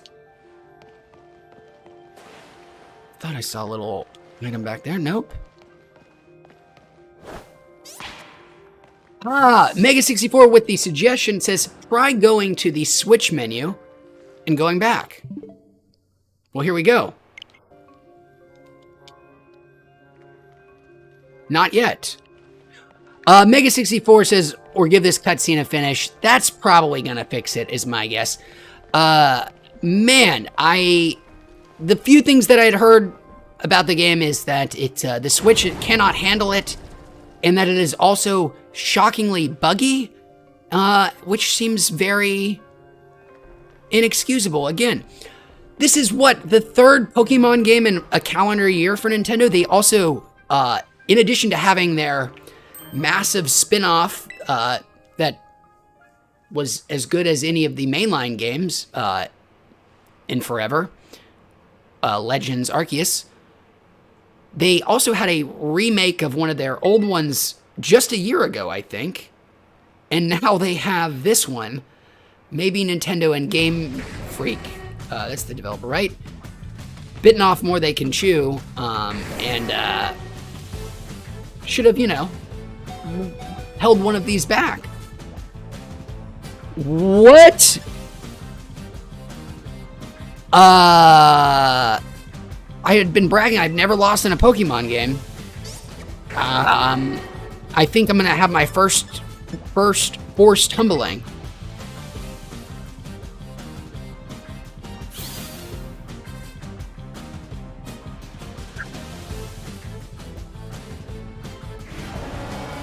Saved by the plot mechanics. I understand why it is deployed so often. It actually makes a lot of sense in terms of game design and being able to showcase, how far you've come and how much you've progressed. But I really do not like the trope in games that the unbeatable enemy early on, where you are presented against a foe with overwhelming odds, which you are going to lose. You do not have the tools to win. I think if they're going to do that, just give it to me maybe in a cutscene or something. Not that that's not what actually happened here, mostly, but it's it just feels played out. Although I do love the times where people have done these superhuman things, encountered those things, and actually found some strategy to beat an unbeatable opponent. And then there are always sort of funny results, whether the game doesn't register that as a possibility and just continues with the outcome as if you had lost, or if the developers had actually come up with some kind of outcome for that inevitability that somebody would figure it out. But you just lose in a game is I get it. It's just a little overplayed. Oh no, he's weak again. He blasted through a wall. He does kind of look like a Cyclizar.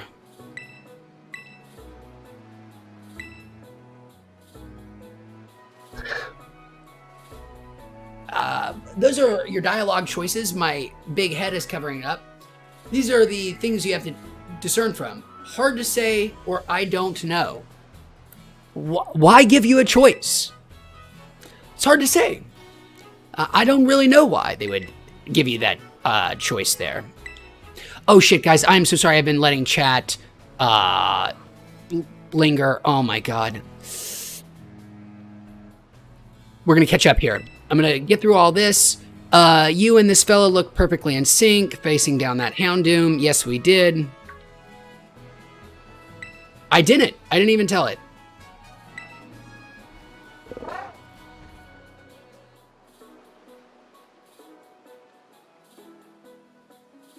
Grovel says, the suggestion, put the Switch in dark mode. It looks a lot better. That is an excellent suggestion. I didn't even realize Nintendo was cool enough to have dark modes and things. I'm a fan of the dark mode whenever the option is available. I will do that after this stream. I will certainly forget. So Grovel, please, you don't have any reason to do this for me, but next time we're on stream, remind me, because I would love it, and I am certain I'm not going to remember to do it. I'm too focused on the plot here. I know I'm going to be thinking too much number crunching about different Pokemon matchups and super effective this is and weaks that it's going to be crowded out. That excellent knowledge it doesn't have anything to do with the weed. think we should take a breather.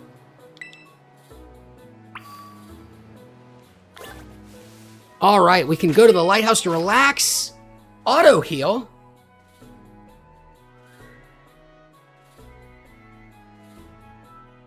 Oh, that is, okay. Nintendo, this is a quality of life feature. Gotta say, pretty good one. Finally, you don't have to use up all of your old ass potions. They have a way of just going through. That's pretty nice.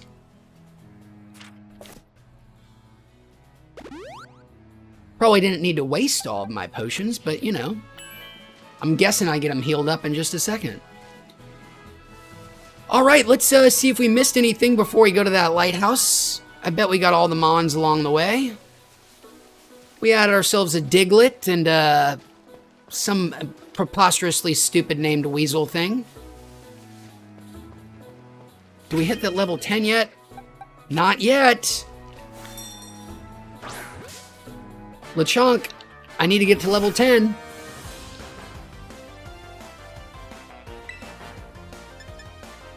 All right, let's kill this pig.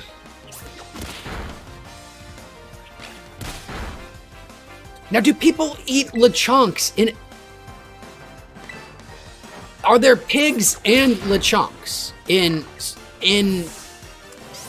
Pokemon World? And then, do people eat both pigs and Lechonks, or do they only eat pigs? Do we know, do people eat...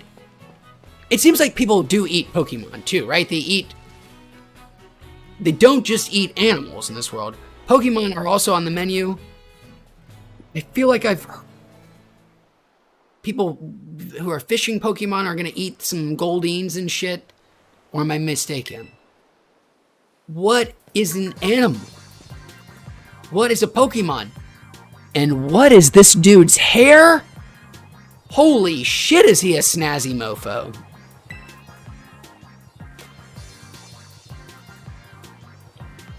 Of course, this dude's enrolled in the humanities. Nobody who has dreads that nice is going to be in STEM.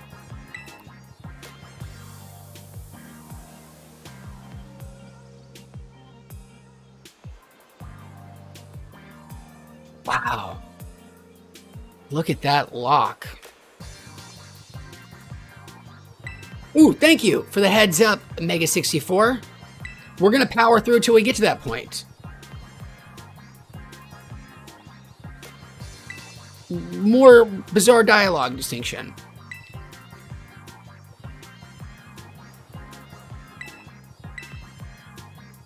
It got kinda slumpy afterward.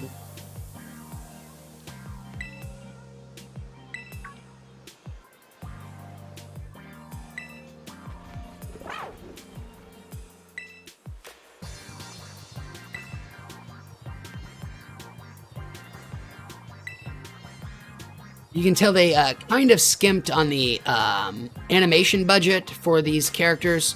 There is no reason that this professor would be having this like frustrated, raged, also can't shit animation, other than the fact that they didn't want to have to do a different one, so they just gave him one of like probably 6 or 7 different poses that they can have, even when it makes no sense.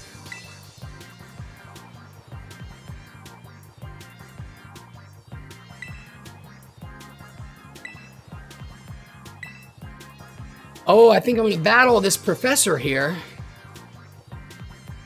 All right, teach.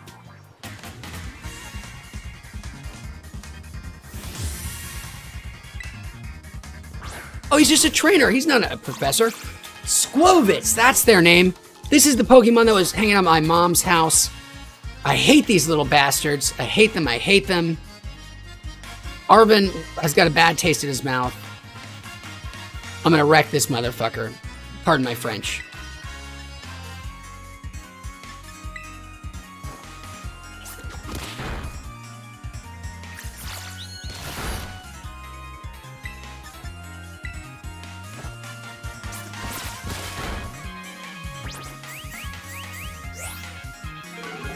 Lower that defense. It won't matter, Squobit. There's nothing that can stop what's about to happen. Oh, Mega64 also says that some shops in the game sell ham. So that answers that question pretty definitively. Well, no, it doesn't. Because what the fuck do they mean by ham? Do they mean Lechonk or do they mean pig? Mega64, the mystery continues. And Grovel suggests really leaning into the mystery by doing an entire team of Lechonks. Question to my Pokemon players out there, fellow Pokemoners, especially if you've played multiple Pokemon, where do you fall on your starter? Back to our earlier discussion about how games inspire this weird sense of morality, and it's hard to be a dick to NPCs in games, even though there are no consequences for doing so. I get bizarrely attached to my starter Pokemon, and every Pokemon game I've played, my starter Pokemon makes it to my end. All of my teams all have that startermon in them. I assume that's probably not the best. I'm guessing starter Pokemon are probably statistically or strategically weaker than any other, person you could add to your team. But I get attached and I keep my guy on my team forever. Quaxly's never going anywhere. And I'm curious, do you guys do the same, or do you abandon your starter to the cruelnesses of min-maxing? Ooh, we've got a lot of fun chat. It's been a while since we've had the spam bots in here offering barely legal teens, but we've got sexfine.xyz, 69xxx.life. Well, welcome, guys. And if you guys need a break from here, we've got free Vert Girls chat here. Neat. Mega64 says he's basically been all grass and stuck with those starters for the entire game. Love it. Same here. At least sticking with the starters. Grovel really pulling one out of left field. This is so interesting to me. Grovel makes a team of all different Eevee forms. How many of those are there by now? You got the originals, your Vaporeons, your Jolteons, your Fireons. Then you had your Psychic Eons, your Fairy Eons, every kind of Eons. So you could easily make a team with all 6. What a cool concept. I guess you have to do some trading to make that happen. Well, thanks, BVD. A little slow to start, but we're getting there.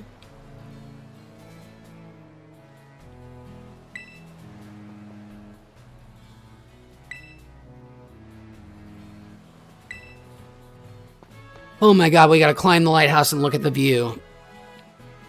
Ooh! Is this gonna be Pokemon's version of climbing the towers in an Assassin's Creed game to get a big view that opens up your map to all the other little dots that you can go visit? Is this Pokemon's version of unlocking the map?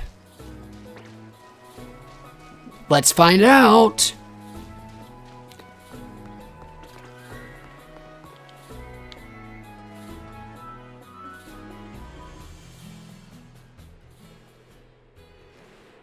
Mega64 with the clarification that there are 8 different evolutions right now. Fun to write, fun to say. And that doesn't even include the OG Eevee itself.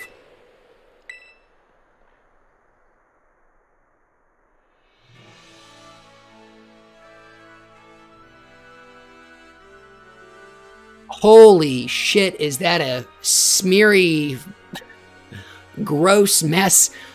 I mean, it's admirable that, they tried it, but boy, does this Switch not have the horsepower to render that stuff at that distance That castle looks... I mean, Mario 64's castle's in it than that thing does right now. I'm looking forward to it too. I don't know what it is that I'm looking forward to, but I am. I can't wait to get back also, my friend. Isn't it awesome what all we can see from up here? I guess. Oh, or is it going to be more like Breath of the Wild, where you can like see things, but you have to mark it on a map and go there yourself? My God, do those trees look terrible. Got the USB-C cord here just for such cases. Well, I feel so welcomed. Thank you, Nimona.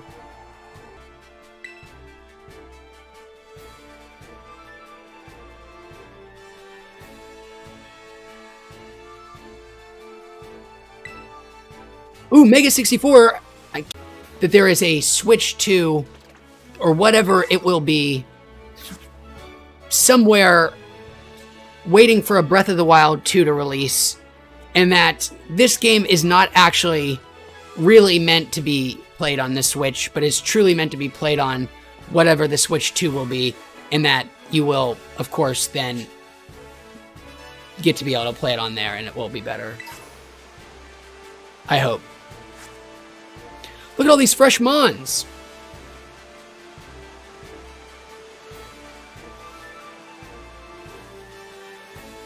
Okay, I can't spend too much time because we gotta get to our... But I gotta battle this dude. I gotta try to get those fresh mons.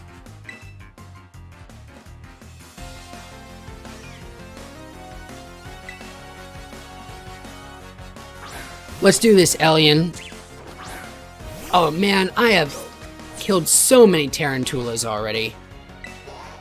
Dude, you are out of your league.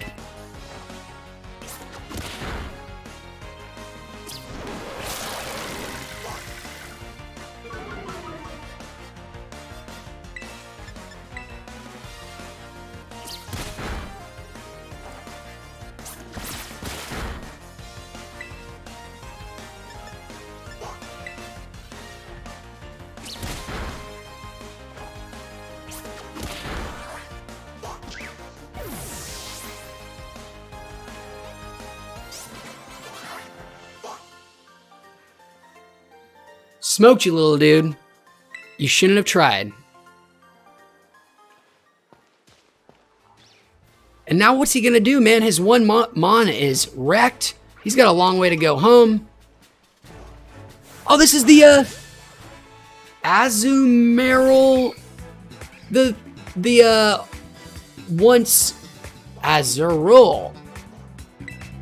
I remember when this guy, in the early days of the internet, in a pre-Pokemon Gold Silver world, this guy was called Peekaboo, and was going to be a Pikachu evolution or something.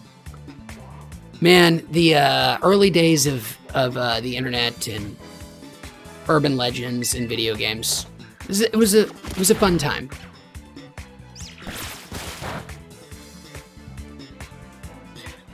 Mega 64 says that he's skeptical that Nintendo is ready for a Switch 2 yet. And that bums me out because Mega 64 is a smart guy, and I just keep being optimistic. It seemed like what was... Oh, hell yes, we get rid of some rash moves. You're out of here, Growl.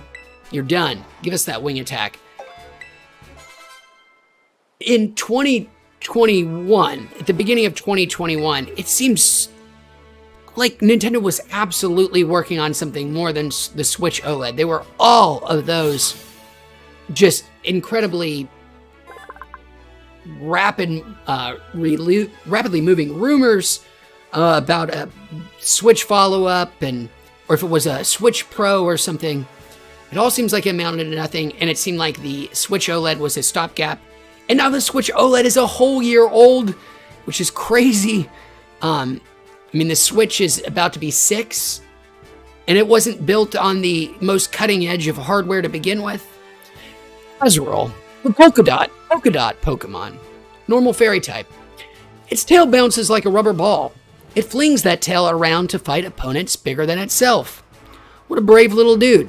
Azurill, welcome to the team.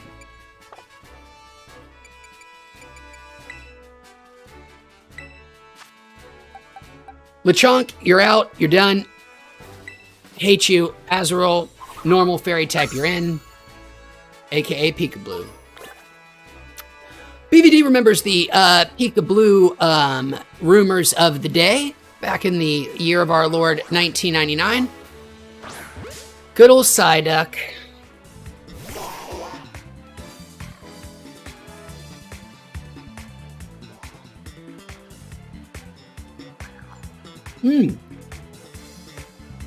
Mega with some reasonable speculation that a Switch 2 or a Switch Pro was scrapped, that there was potentially one planned. Killed our Psyduck. That's okay, there are plenty of Psyducks out here. That a potential Switch 2 or Pro or whatever may have been due to the obscene chip shortage of 2 years ago. And that makes total sense to me. But the chips, do you think they're waiting for one more generation of mobile chips to come out before releasing their hardware, or what would prevent them from doing so? In your guess, because Nintendo would be the ones to do something so dumb. I need to get rid of something. Tail Whip, you're gone. Fairy Wind, you're in. All right, I'm going to do something really unadvised and do our 4th Volcano bag. No, I'm not. Volcano needs the heat. We'll be doing it in a second. All right, Psyduck. We got some Psyduck down, but we didn't catch our Psyduck. This one's our duck. BVD says they still love their Switch. BVD, I love my Switch so much too. It is the console I play the most, far and away. I've got a PlayStation 5, I've got a Steam Deck, I've got a gaming PC, and I keep playing my Switch more than anything else. It's a truly great console that outperforms what its guts say it should be capable of. It's only purely selfishness that makes me want a Switch 2. But man, do I think it would really benefit things like this game. It would be interesting if they don't call it Switch 2 and they just make it more of a cell phone style upgrade where, most everything works on it. But as time goes on, there will be some software that is excluded. That is a possibility I can see too. Oh, Psyduck! We almost forgot to read him. He's a duck Pokemon. We've got mole Pokemon, we've got robin Pokemon, now we've got duck Pokemon. So there's Psyducks and ducks. It is constantly racked by a headache. When the headache turns intense, it begins using mysterious powers. Well, we always knew that about Psyduck. Did they not give us a new... I don't want this bastard in my team. We're water type. You're done. Go to the box, Psyduck. With your headache. Nintendo, did you really not give us a new little sentence for Psyduck? Oh, speaking of worthless Pokemon. Whoops. Holy shit, I'm getting swarmed by Psyducks. And I just want a Magikarp.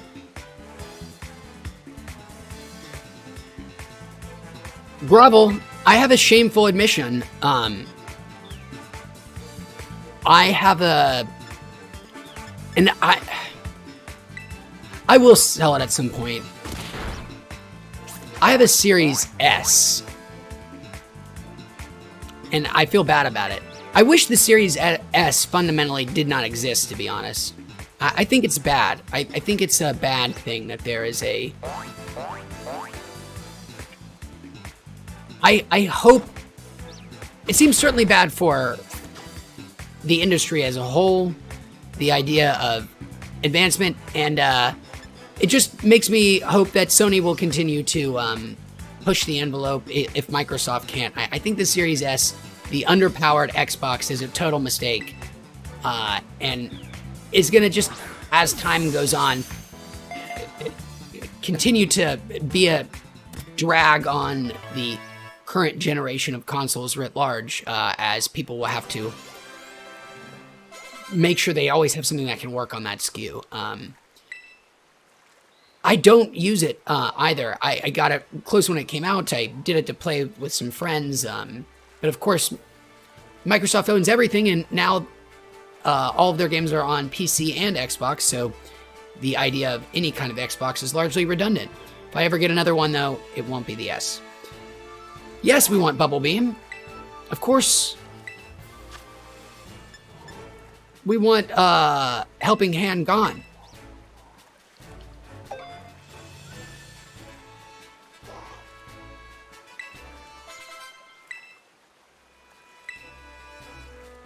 Grovel says, stick the Magikarp in your party. Does Gyarados evolve just naturally, or do you have to do one of those funky things? Because I'd love to have a Gyarados,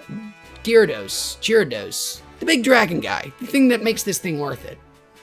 I'd stick in my party then. He's our fish Pokemon, an underpowered, pathetic Pokemon. It may jump high on rare occasions, but never more than 7 feet. Now that's the kind of odd description that I come here for. What does that even mean? I love it. Grovel, if you can promise me I will get a Gyarados from that Magikarp, he will secure a spot on our team, splashing away his heart. We got a Weasel Pokemon. It's time for an Otter Pokemon. Fought a lot of these sons of bitches in the Arceus Legends.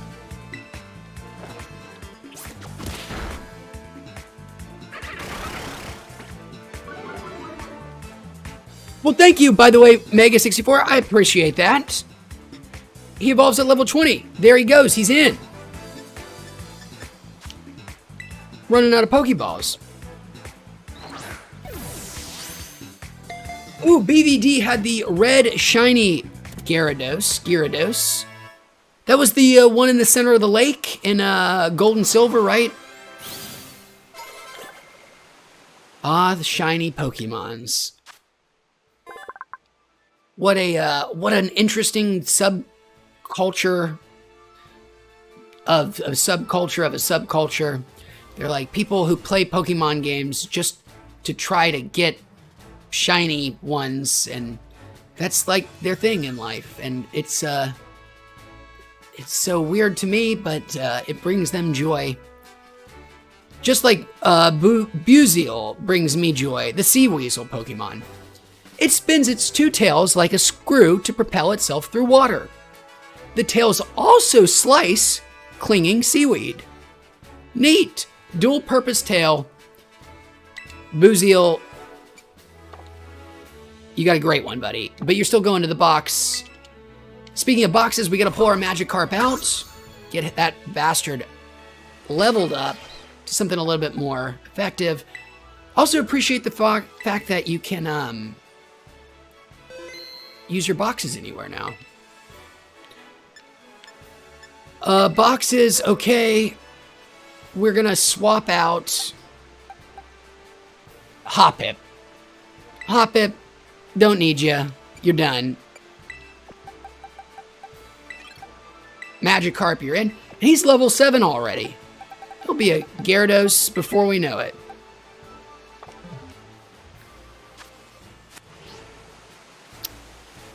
Okay, there was like a Pokemon Center up here. I think my bag of weed is just about done. Let's get there and get this bag going. We're only going to stop for more Pokemon in any battles, like that little guy.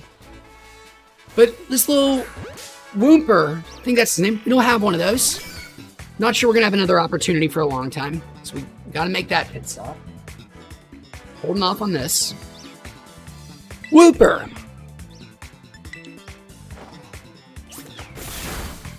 He looks a little different than the other Woopers.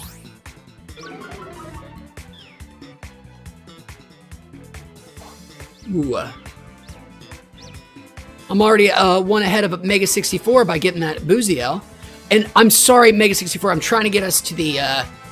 I'm just so slow and bad at this, and then I'm keeping worse by commenting on it. But we're hurrying to that point where we can get co-op. I'm so curious what that's going to be like, too. How close am I? I'm willing to sprint there. Hopefully it's very close. Wooper, the poison fish Pokemon. Oh, that's what I thought. He looked a little different because he's the Paldean form. He's different than the normal one, who's blue, not gray. After losing a territorial struggle, Wooper began living on land. The Pokemon changed over time, developing a poisonous film to protect its body. Wooper, the missing link between land and aquatic Pokemon, apparently. But not so missing, though.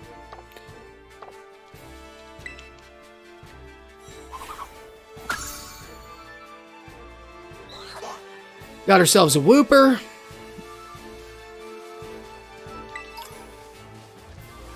We're not going to get all these. Oh, shit, but look at this little dude over here.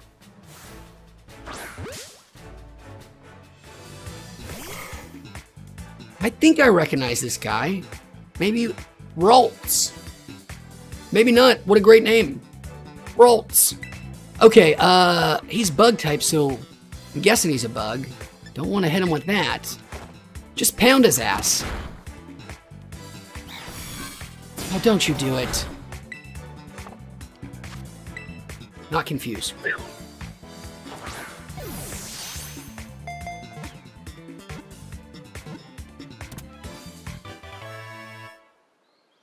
Got ourselves a Ralts.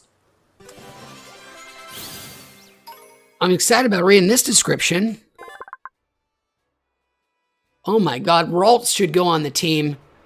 Ralts is the psychic fairy Pokemon who, he's the feeling Pokemon. He feels. The horns on its head provide a strong power that enables it to sense people's emotions. Well, we need an empath on our team.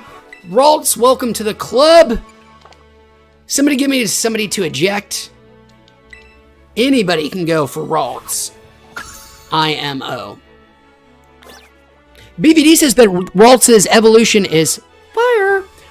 Well, that is super exciting. And he's a Gen 3 Poke. Forgot all about Ralts. Thanks for the heads up. Unreleased, welcome Unreleased. Good to see you, man. Thanks for being here. Fido. Now this is the kind of Pokemon that I'm really here for. Great combination of name and shape. Our new dog type Pokemon, but this one is made out of looks like donuts. Incredible. And I forgot to add Ralts to my team. I got so excited about the Fido. We're gonna have to deal with this all at the Pokemon Center. I keep getting delayed by all of these Mons.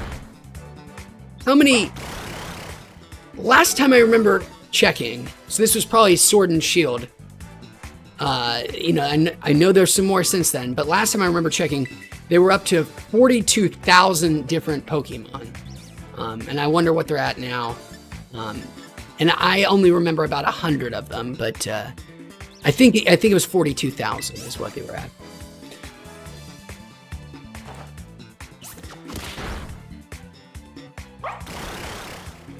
I've heard that going forward, it's getting so hard to come up with new Pokemon. They're just gonna dolly outsourcing all of their new Pokemon to AI. They're gonna use a combination of GPT-3 and Dolly to make pun name Pokemon combinations. They'll all probably look dreadful and wonderful at the same time. I'm super excited about it. I heard Nintendo's goal is that by 2025, they want to have over 250,000 different Pokemon licensed and registered to their name. And that by 2050, Nintendo's ambition is to have more Pokemon than human beings, distinct Pokemon than human beings. It is, I think it was Iwata's dream before he passed that it would be a physical impossibility to catch them all. One could live their life in servitude of catching them all and never, ever reach that task. He was a sadist. It was his goal to add more Pokemon per year than one could even actually attain. Like, you could capture 45,000 Pokemon in the year of 2027, but they're going to add 90. It's just a never-ending battle. But you get lucky, incredible ones like Fido, the puppy Pokemon. A lot of fairy Pokemon I've noticed here. Overrepresenting the fairy Pokemon. Not that fairy isn't a lovely type of Pokemon, like Fido. This Pokemon is so smooth and moist to the touch. Yeast in Fido's breath induces fermentation in the Pokemon's vicinity. Holy shit, it'll get you drunk. Fido will get you wrecked. Amazing. But not amazing enough to make it to the team. Dog Pokemon are dead to me. Enough with these distractions. I see the Pokemon Center. I'm right there, guys. I'm right there. I'm gonna make it. I'm gonna make it. Unless, did I see something really cool right behind me? I'm just gonna go with those 2 more balls that are right there. I might never come back this way. You'll forgive me. Then the distractions are done. Boy, is it getting quite laggy already. Framey. God, that Fido. So buttery. So moist. That feels like Nintendo's straight up trolling. It is a known fact that, and I'm not making this up, it is true, that moist is the most hated word in the English language. And one of the first motherfucking Pokemon you run into in this game describes itself as a buttery, moist Pokemon. Keep it up, Nintendo. Well, this is the dopest Pokemon Center ever. Open air? It's like Southern California. Weather's so nice here, they don't need walls.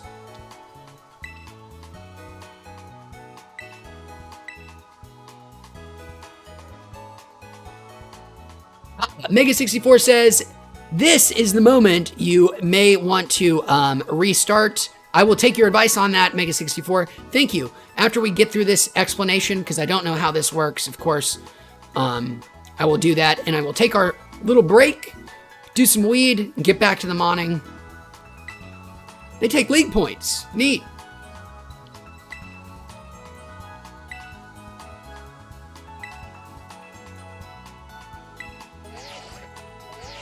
So that's what all the Pokemon's materials come from. Hell yeah.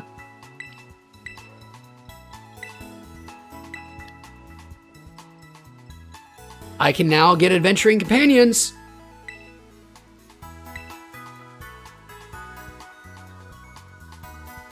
But mnemonics help. Here's another one. Are you ready? Then let's go. That is an awful mnemonic. Dreadful, Nintendo. Are you ready for R to throw your Pokemon?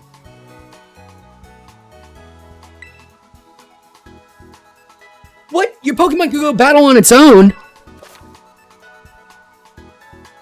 What?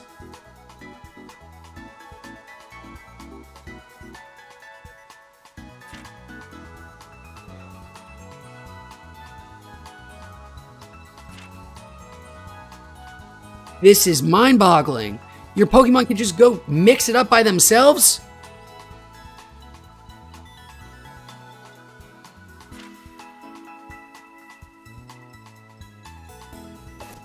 Holy shit, that is incredible.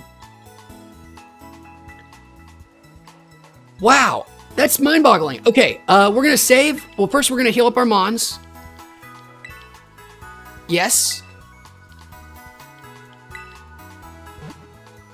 Here, let's get that sound effect going. Can't mess with the classic.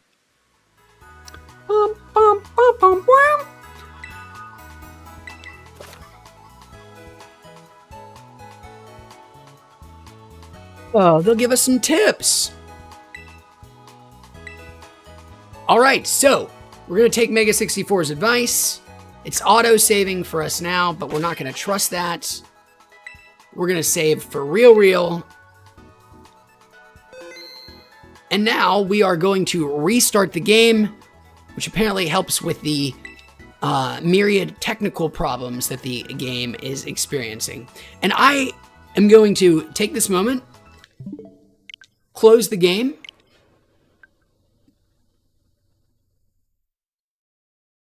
I'm going to switch our cameras here. Then we're going to get caught up on chat. We're going to do some weed and get back to the Mons. Hopefully, maybe even getting to play with some folks as well. Okay, where were we? Mega 64 says that confirming what I had heard was true as well. I thought it was true. I'm glad for confirmation. He says that by 2050, every human being will have their own Pokemon to copulate with, which is wonderful. That is also one of Nintendo's ambitions. They go long, man. They go long. They don't play the short game. And love it. Grovel says that Mew is the best Pokemon. Really laying it down there. Laying it all down there. He says 151 is the true best. Mew, the greatest, weirdest secret in video games. Man, was that some weird times. Mew, I love you, baby. You're great. But I hate to say it, Grovel. For once in my... I gotta disagree. I gotta disagree with you. Mewtwo, better than Mew. He's just bigger and psychic-ier. And that makes all the difference. But they did have an excellent battle in that movie, did they not? Fun personal factoid. My buddy Mega64 in here and I saw Pokemon, the first movie, together in theaters in the year of our Lord, 1999, 2000? 1999, because the next one is called Pokemon the Movie 2000. Fun fact. But I also don't know him. Dr. SJ is in the house. Dr. Smegma Jones, welcome. Dr. SJ says, what's up, everyone? Currently feeling a little sick. Taking a hot bath to sweat out the sickness. Watching you play Pokemon is fun. He likes this. He wishes he could take a hit, but not right now. Maybe tonight. Cheers. Dr. SJ, I'm so sorry. I was reading that, expecting the punchline at some point that never came. Seems totally in earnest. Sorry you're feeling bad, man. That sucks. Sorry I'm not playing Pokemon at the moment. We'll get back to it.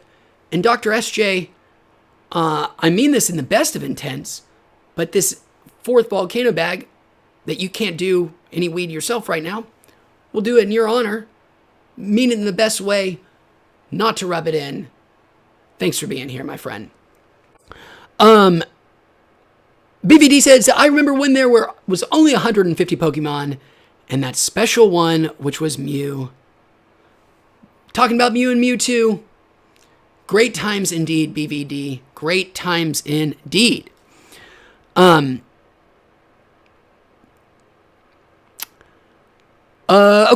Mega64's recommendations, thank you. Then Eric says, do you remember Tarantino's interpretation of Like a Virgin and Reservoir Dogs? I'm vaping some flower right now, and that's doing that to me, called Rolly. I do very much remember that. That is how the movie starts out, delivered by a much younger, but not that much handsomer Steve Buscemi, I think, if I remember correctly. And maybe not Steve Buscemi, because Steve Buscemi then tells us why he doesn't tip, which is a thing that assholes like to quote, that they think it makes them funny and unique, but it just makes them assholes. But I'm glad you're feeling so good, Eric. Man, Reservoir Dogs. What a classic. I haven't watched Reservoir Dogs since I was probably 17 years old. And I still think it probably is one of the better Tarantino movies. Who I saw, we're done with digressions, 100% promise after this. I saw, he said Once Upon a Time in Mexico, or Once Upon a Time in Hollywood, he thinks is his best movie. Quentin, I gotta disagree with you, buddy. It's hard to disagree. Anyways, that doesn't matter. Thank you everybody also for cheering up Dr. SJ, feeling bad, hopefully feeling better soon. And we're almost caught up on chat, which I need to remember my mnemonic that I talk so much when we get back. R for are you ready, to press the R button to let your Pokemon auto battle. Neat. Okay. I think we are almost caught up. Eric says that he had Pong in 1978 as a Christmas present. The first home console video game release on the Philips, was it the Magnavox something? He died not too long ago, I remember. He lived to a ripe old age, the Pong guy. Unless I'm conflating, Pong isn't actually the first video game released. It was the other thing, but that both of those things are conflated. That might not be the case. I think they are the same. That's incredible, Eric. You have literally lived the entire lineage of video games from beginning to end. You've been there for it all. That is one of the many reasons I think video games are my favorite art form, is it's still so nascent and new, and I have been here for so much of it. Not as much as Eric, who's been here since the beginning, but, I jumped in, I think what they call Gen 3, Super Nintendo, in kindergarten, and never looked back, and it's just fun it's been so much fun to watch this thing develop so quickly and so profoundly in such a short amount of time. Movies did not develop nearly as fast as video games have. All right, really done talking, I promise. We're going to get to the weed. We're going to do a dab in our fourth bag. We're going to do that, and then we're back to Pokemon. No more distractions, for real. Promise. Okay. You're going to get this inflated. Nice. And while that is inflating, we're going to try not to melt it over here. Let's see if I can't get my camera to participate. We've got the technology. We might as well use it. Hey, buddy, I'm over here. Maybe. Maybe not. It's a little, it's wonky.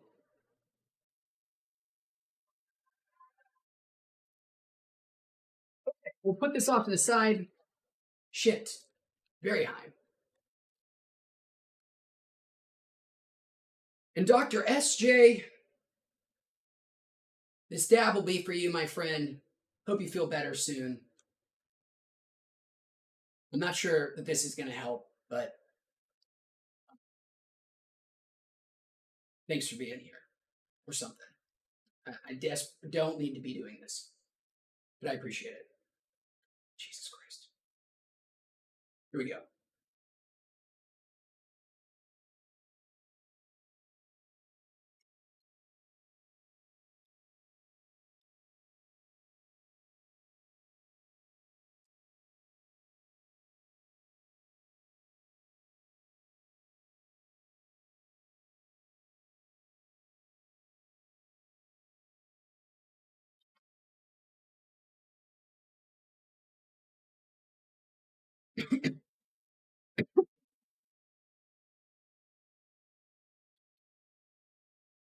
I can do one thing. I'm still trying to get my camera to. You know what, guys? This entire time I'm over here saying I'm trying to get my camera to come notice me and notice me, senpai, notice me, camera. And you know what was wrong? Do you know what was wrong? I'm really high. That's part of the what is wrong. I was just on the wrong camera. I've got so many of these little assholes up here. And I wasn't on the right one. No wonder it couldn't follow me around. Well, hey, buddy. There we go. We fixed it. It would have been better a few seconds ago. We did our dab right. We cleaned it out. Yes, Jesus Christ. I can do one thing competently while high, but doing more than that, it starts to get overwhelming. Okay. Back to Pokemon. We've done our weed. We've got our bag. Things are going great. No reason to fret that I've forgotten how to play Pokemon. Autopilot. Overripe. Welcome back, man. Good to see you again. It's been a while. Thanks for being here. Playing some Pokemans. Finally got back to it.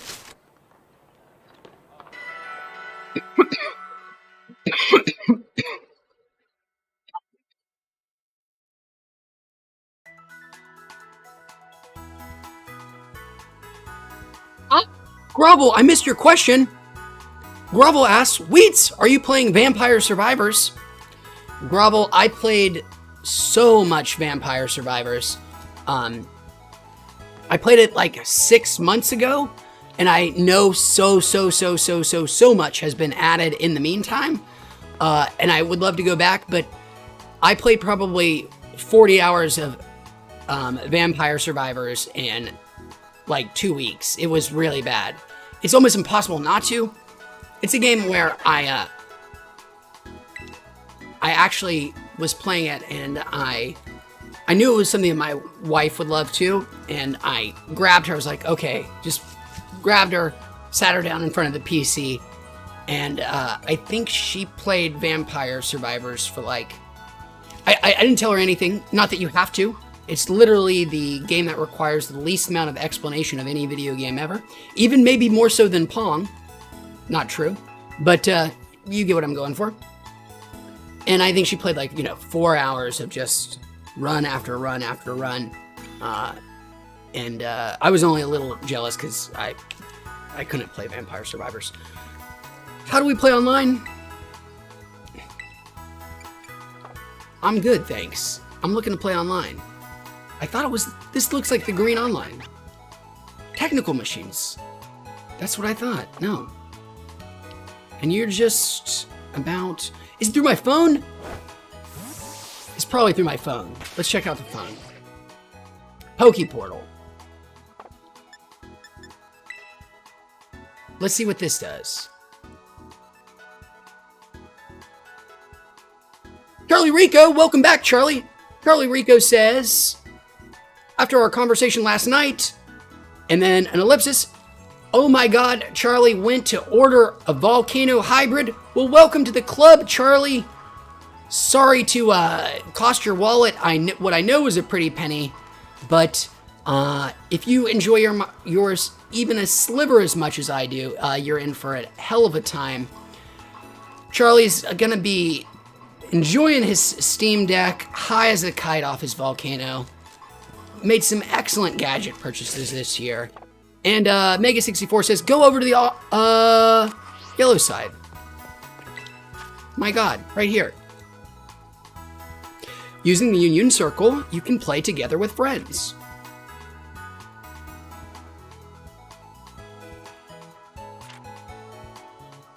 When you want to invite friends to play together with you, form a group and then tell your friends the link code you set. When you want to join a friends group, you'll need to enter the link code they shared with you. This sounds so cumbersome. Just remember that you won't be able to take part in link battles, link trades, or terror raid battles with anyone but your fellow group members while you're playing together as a group. Crystal clear. Connect to the internet.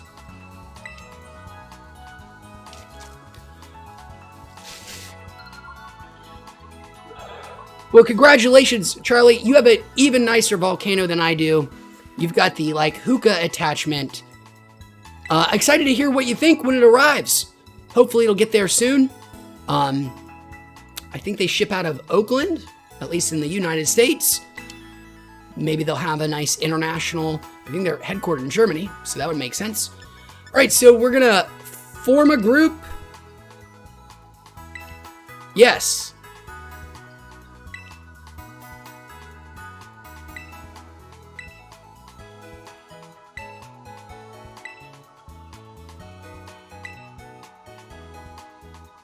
Thank you, Nintendo. With some real caveats.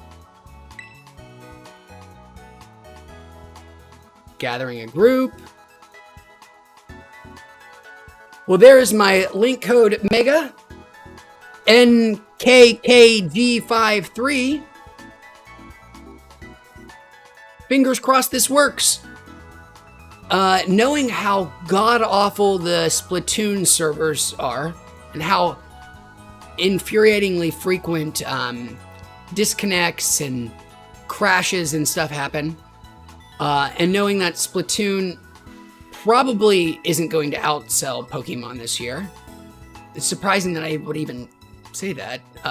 Not because Pokemon won't be a success, but because Splatoon was such a success. This might not work. We'll see. We got a WTF from Mega. Can't say I'm too surprised.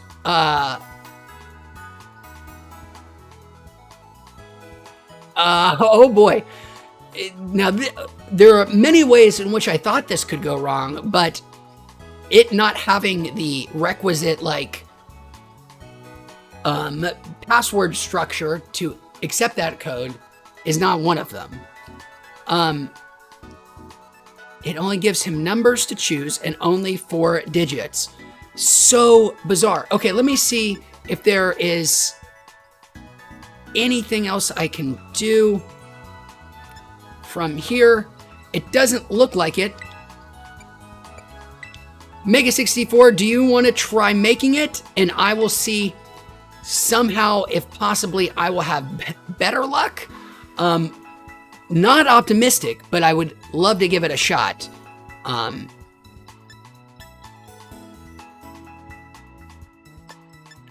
This is so Nintendo.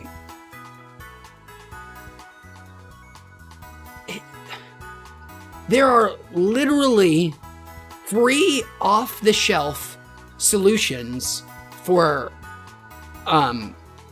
matchmaking and party systems and lobby systems. I know I'm almost certain you can just take Epic. Epic owns a company that will just do all this stuff for you, and it's free, or you pay some small licensing. I don't know. They intentionally make it harder. The difficulty is kind of the point. Thank you, Mega64. I appreciate that. Let's give yours a chance. Fingers crossed that. Oh wait.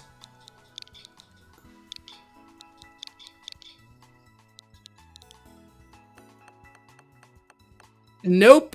Doesn't look like there's a. Oh my god. I don't see a way to add any. Wait, that's so weird. Huh. Mine does have the ability to add multiple, both text and digits, and can go up to 6. And yours, holy shit. Is it possible, Mega64, that we can't play together because surely the fact that we are on separate versions would not be constricting. That couldn't be. They want you to do that. They want you to do that. There's no way that could be. All right, I'm also going to, thank you, Mega64. He's going to try restarting. I'm going to disconnect from the internet, go back in. We'll go with a fresh everything here in a second. Holy crap. Oh my God.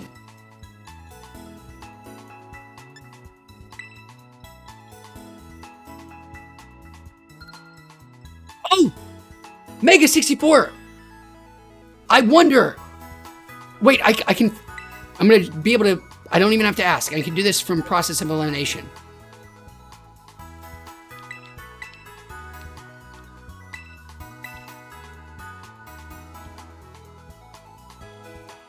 Yes, Mega64, I figured it out. I figured it out. I think you had to be online. The 4-digit is for the offline. You have to opt into online by pressing the left bumper. So what happened was this is so incredibly stupid. If you look where my seat is, I'm currently in the way. It says L to connect to internet. I was online, you were still local. And that is what the distinction is. For a local group, they only need 4 characteristics to secure or make sure there is security. If you're online, you need not just 6, but you got to have alphanumeric, which of course increases the possibilities. How incredibly dumb and weird. How dumb and weird. So, Mega64, I'm going to connect to the internet again. I'm pretty sure we got this figured out. Uh-oh. Oh, it is communicating. I thought it was crashing. We are now online. I'm going to form our group again. And fingers crossed, now that we figured out this so dumb, stupid, why would you do it this way issue, we'll have our fingers crossed that it will actually work to play together. Here we go. That link code is PYFRDL.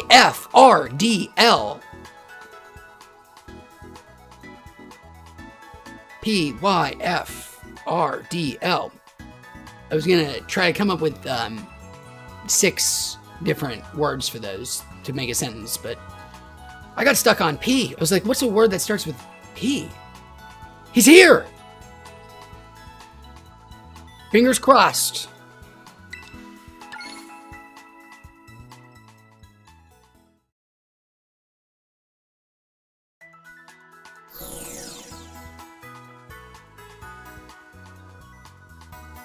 Damn, Mega's got some sick hair. Platinum. Well, neat. I don't know what we do. We can do whatever we want. I guess? Is this, like... Oh, yeah, thanks for the reminder. Do we have a... Is there tethering? This is actually kind of blowing my mind that it's this expansive. I wouldn't have thought that they would have been able to pull something like this off. How far can we go? What is all linked? I'm so curious. I guess we're all just gonna find out.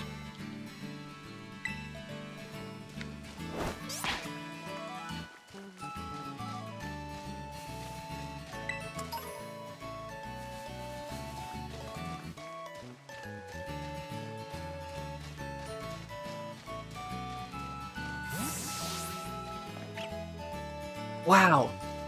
Okay, this is... There's how we do our emotes.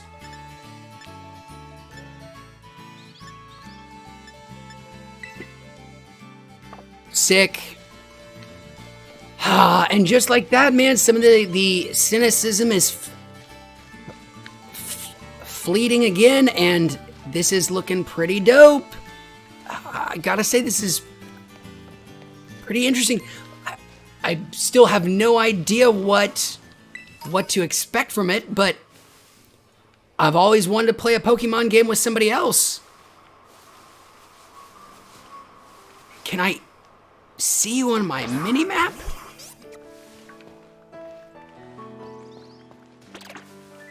Well, go do some battling, Quaxley.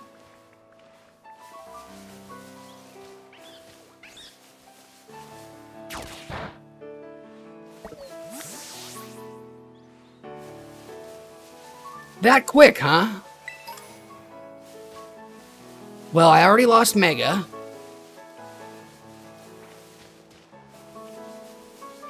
I'm sure there's got to be a way to see where he is on the mini-map.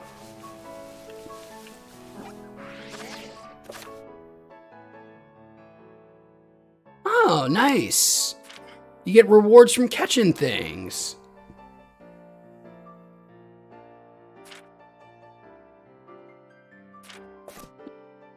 That's kind of like the other one.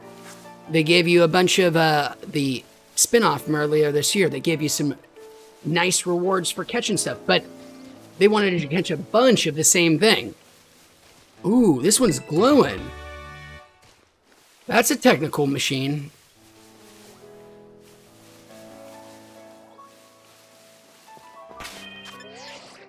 So we can auto heal our boys now? How neat is that? Oh yeah, I just gotta send my dude out. Gotta remember to keep doing that. That's so cool.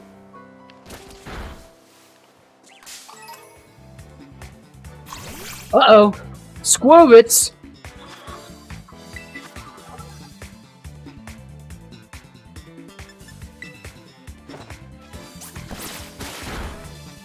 Well, there's Mega.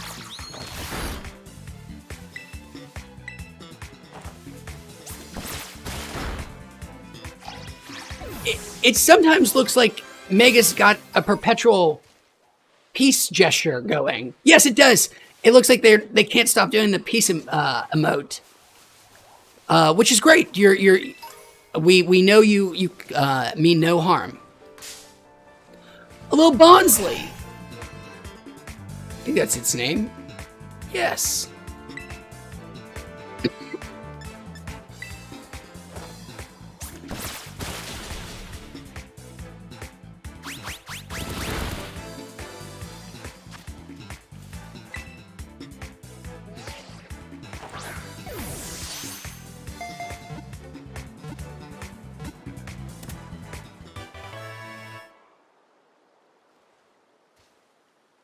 What is the glitch, Mega 64? Not seeing you on a mini map? I wouldn't be surprised. It seems like a pretty big omission, especially if this map is anywhere near as big as it looks. To not be able to find your friends would be pretty cumbersome, especially because, you know, voice chat is nearly impossible to do. Bonsley, the Bonsai Pokemon. In order to adjust the level of fluids in its body, it exudes water from its eyes. This makes it appear to be crying. Bonsley, come on, dog. We all know that you are actually crying. It's not you don't have excess fluid. You're just an emotional guy, as you would expect from a Bonsai Pokemon. Oh, the glitch Mega 64 I was referring to is the mode. That's gotta be it. Oh, what is this little dude? Oh, it's ugly as a Shroodle. Oh, shit. This thing is gross. I love it.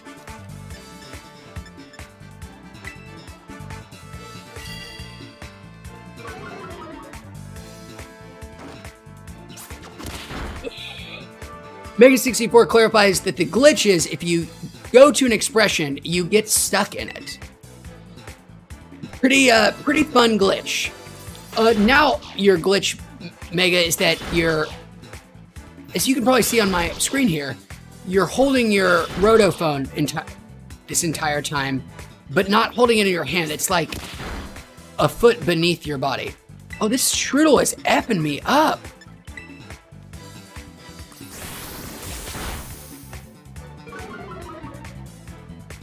Shroodle, you bitch.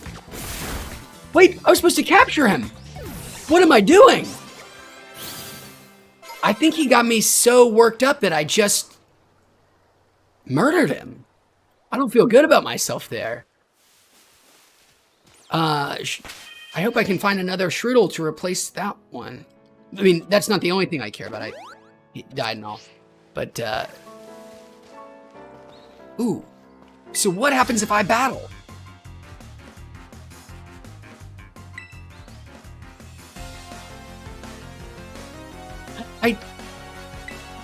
I don't like fighting youngsters. I'm gonna be honest.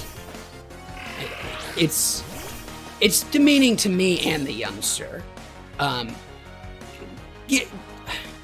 shouldn't be battling children.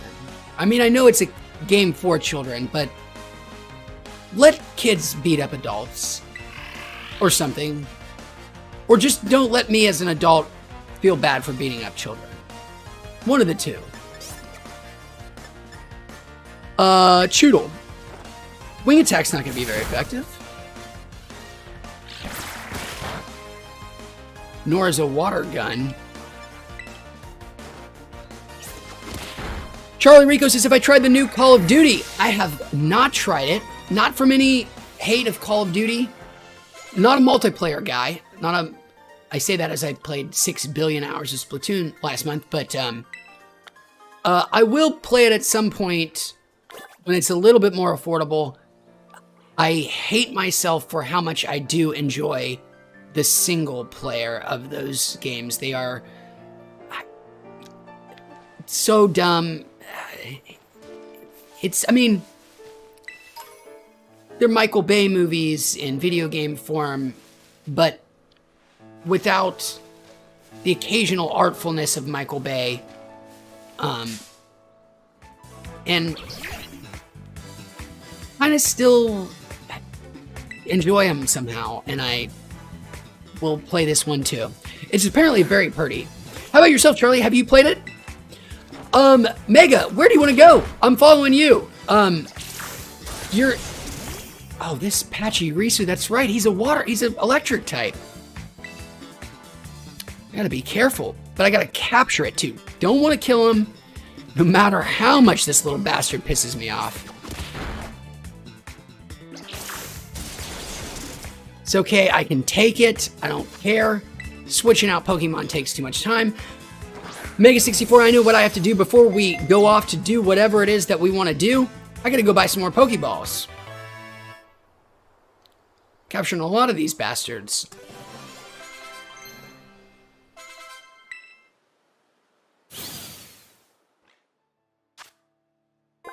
Oh, it looks like there's another one right up ahead. Never mind, I don't have to go back. Pachirisu is the Elec Squirrel Pokemon. Okay, again, none of this makes sense. So now they're described as both like animals, but also as like other animals that don't exist. They're maddening, those little tags. But anyways, it's one of the kinds of Pokemon with electric cheek pouches. It shoots charges from its tails. Only one, there are multiple. Yes, the others will be on the quiz.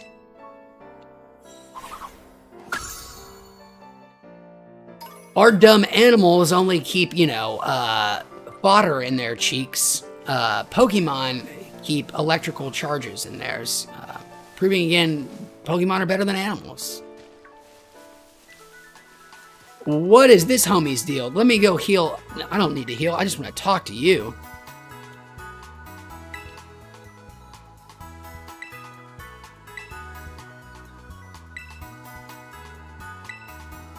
Well, I gotta get some battling done and get a sick prize. You know this Scoot's gonna have a great prize.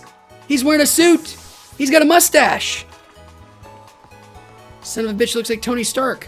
Okay, this is where I buy stuff. Pokeballs, a lot of them.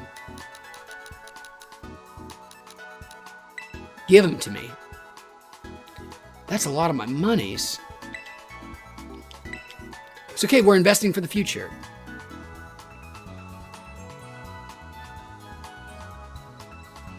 Ah, Mega64 says, oh, cool. Did I not buy those? Did I actually end up canceling out? Yes, I'm sure I did. Holy crap.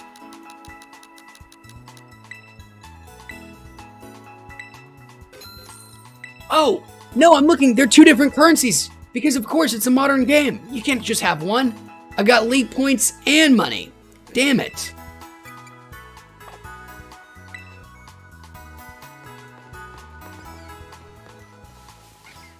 We gotta go get ourselves some trainers. Oh, hell yes. This dude looks so aggro.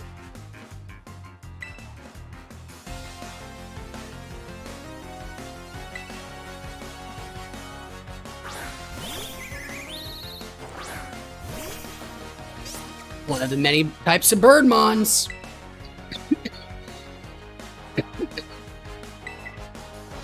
You're mine, Rookie D.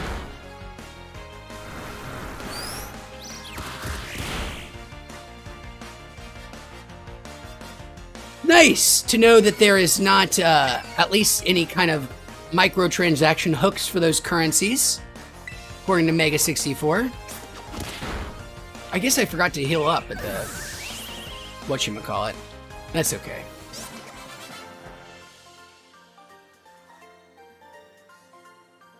Suck it, Courier.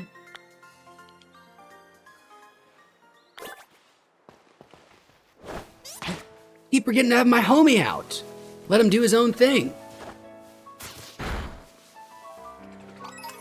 I just get so worried about him.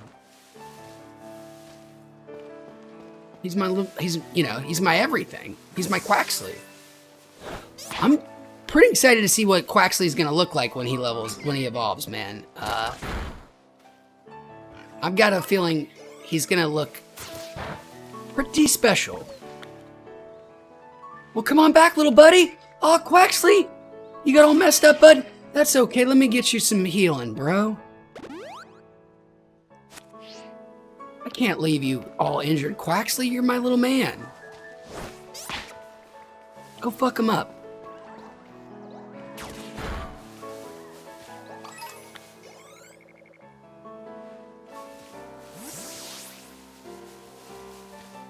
This auto battle is amazing.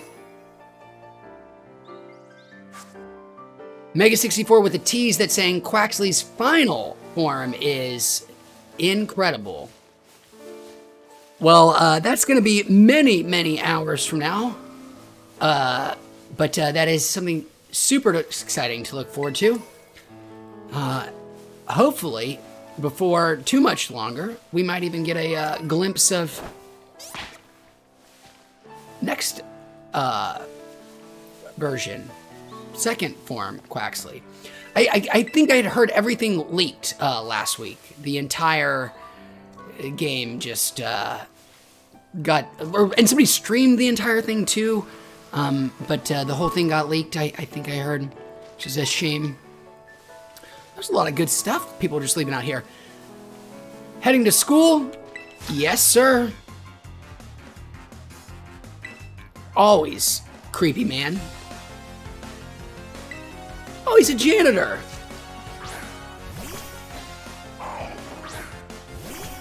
With a distressingly named Gulpin.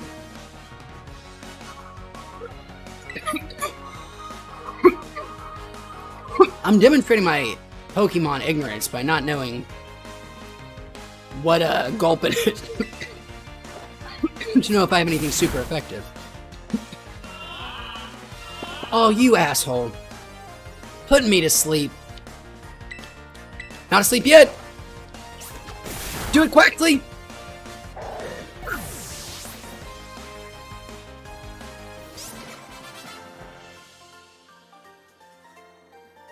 Dope.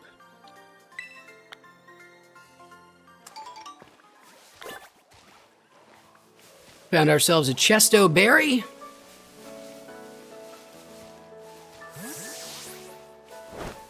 Oh, sorry, Quaxly, I didn't mean to call you back, buddy.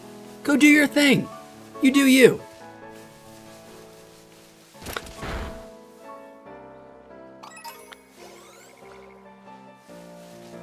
Mega 64 has a very different take on leaks and pre-release information than me. he embraces it wholeheartedly. He said he was following as much as the leaks as he could. I'm the opposite. I totally get it. I mean, the temptation is there. But I try, if it's like, I'm going to pick this up anyways.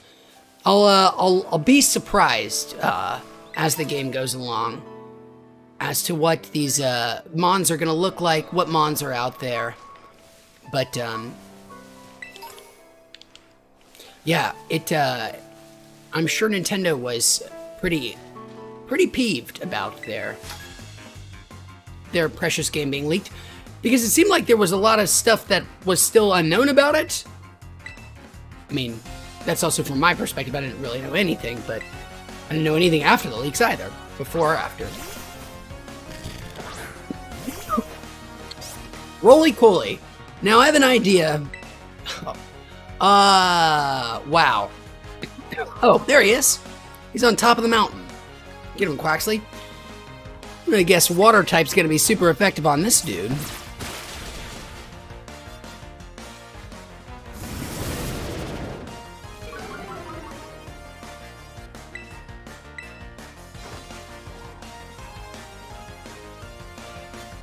Avoided? My accuracy! Well, let's not fight this losing battle. Let's change up our Pokemon for the first time ever.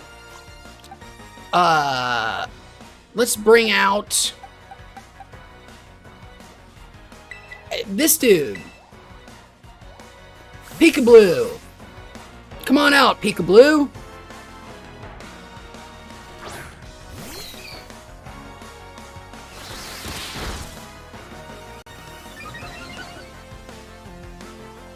Dude is all about them status effects. Oh, here we go again.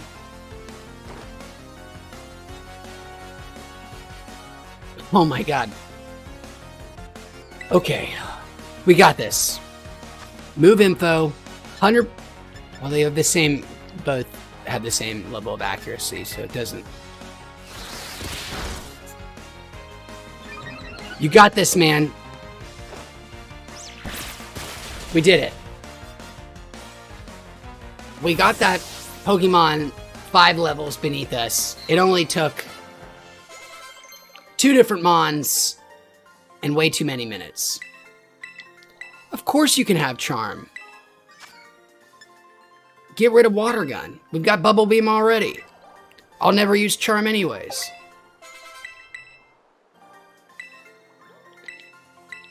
Everybody wants to be learning everything. Ooh, but it's Quaxly this time.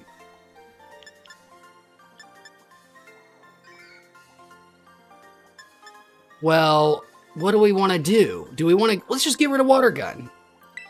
I know Aqua Jet has less moves, but we don't need two water moves of the same strength there. One's just better than the other. You're out of here.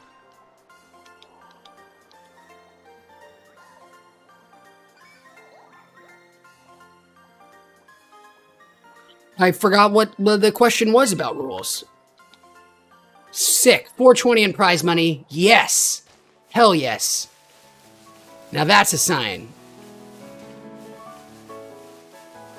Oh, dope. Another glowy ball.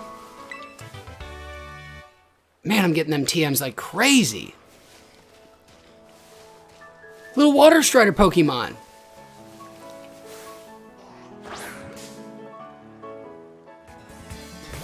Yes!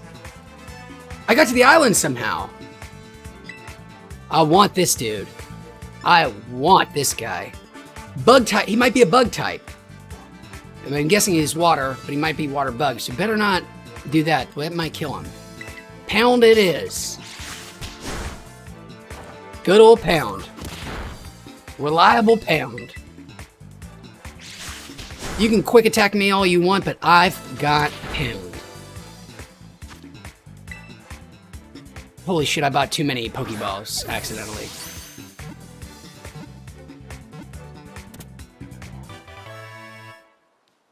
Gotcha, Sir Skit.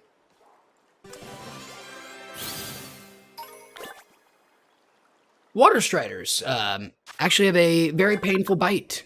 Not at all lethal or anything to worry about, but just a very painful bite for a bug bite, especially for a bug its size. There you go. Surskit, the pond skater Pokemon. It's a bug water type. They usually live on ponds, but after an evening shower, they may appear on puddles in towns. Cool. What happens to those ones after those puddles dry out? Let's not ask those questions.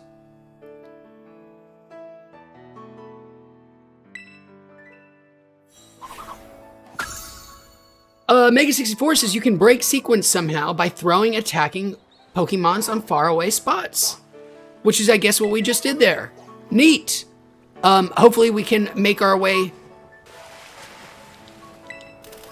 back to the other side. Requires a cut to black.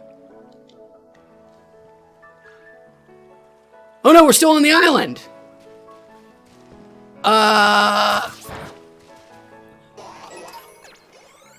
Let's assume there's a there's a way to teleport, fly places, right? The map, we hold some button for sure. Map. Where's that adorable looking guy? I think I'm just gonna have to fly there. I'm gonna take a look at this map real quick. Holy shnikes. Wow, that's so cool. Wow, that is big. Well, okay, so that's impressive. I guess I'm just gonna fly like I thought, but then didn't actually do that. Boy, I am messing up all of these buttons. Okay, we want to go to... Not there. The Poke Portal? No, what the hell am I doing? I was just there. Yes, here, X, map. You press back X, A to get to this very important looking place. Mega, I'm gonna travel out to Mesagoza South. I'm sure I could fudge my way to... Oh my god, Mega 64 says press Y for the map. That makes so much more sense than the very inefficient way I was going. Okay, let's heal up my bros.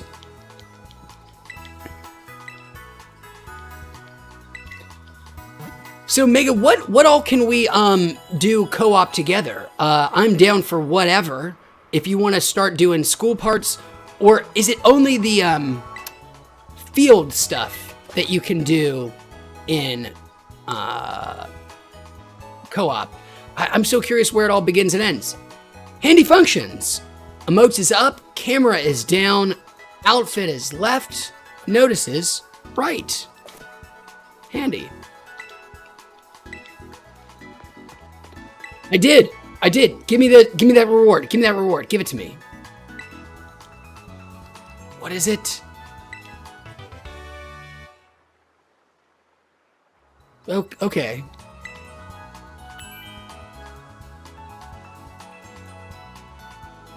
Okay, well, we got some cool stuff there. A TM.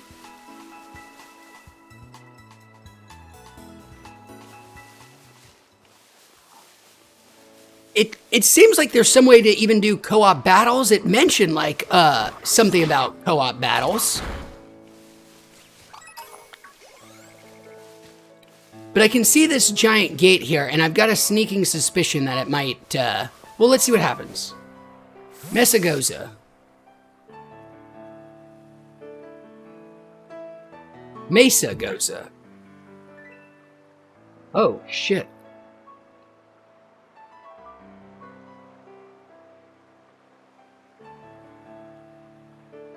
My stream has frozen.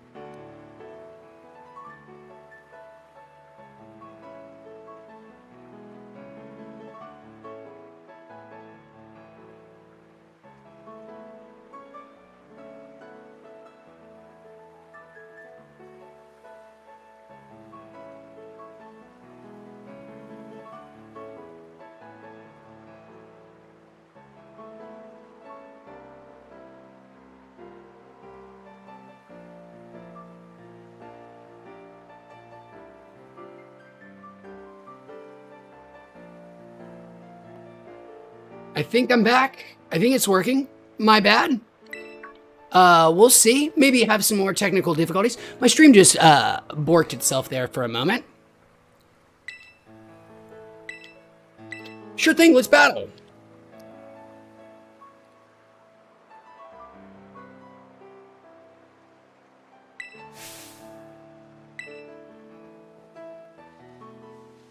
All right, here goes. Let's do this. Awesome, Mega. Grab that beer. I'm gonna fight this rival here.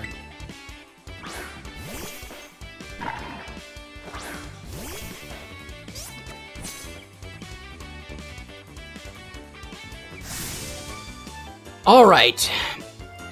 2 at a time. Here we go. Oh, it is. I thought she said she was going to bring 2 out. Easy peasy, super effective. The dummy had to choose the opposite type.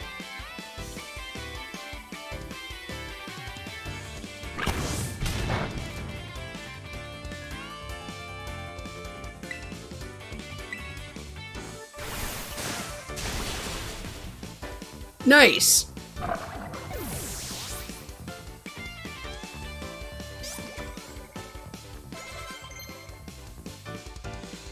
Wrecked. Ooh, what a name. Do you share advice with someone else to also love hip-hop or not?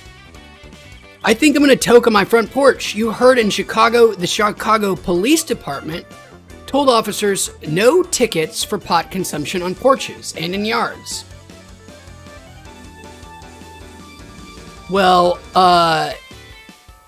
can't believe the cops in Chicago would be ticketing people for doing something on their front porch that was perfectly legal to do in the state. Welcome, though, by do you share advice with someone? A device. Do you share a device?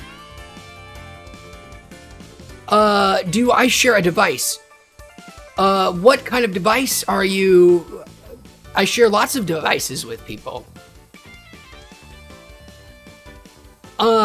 Maybe I'm not surprised that Chicago police are harassing people, but, I'm still disappointed.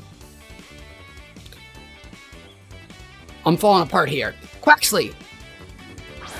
Get your head on straight, Quaxley. We got a Pawmi to fight. An adorable... What even is that little cutie pie? I want him, though. Uh-oh, battling you is a blast. Think I better pull out the ace in the hole. Oh my god, she's gonna go Super Saiyan.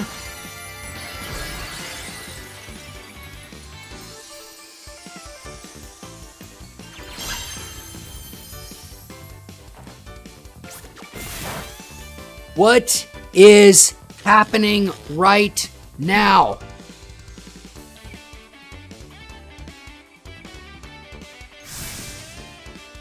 Terrestrializing. She's terrestrializing. Oh my god, she's gonna mess up my Quaxley.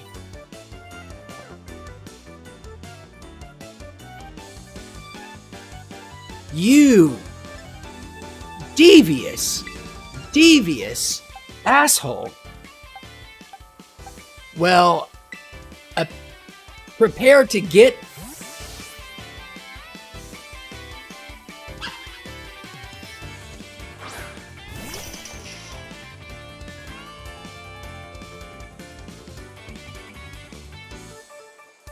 see, do you share a device with, are you a real person or are you some kind of chatbot gone horribly awry?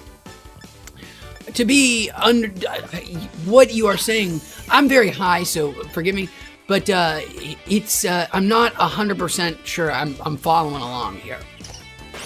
And believe me when I say, do you share a device with someone else to also love hip hop or not? I have been fooled by many a chatbot. Many a chatbot. If if I was used as a judge for a Turing test, iPhone's autocorrect would be considered a human.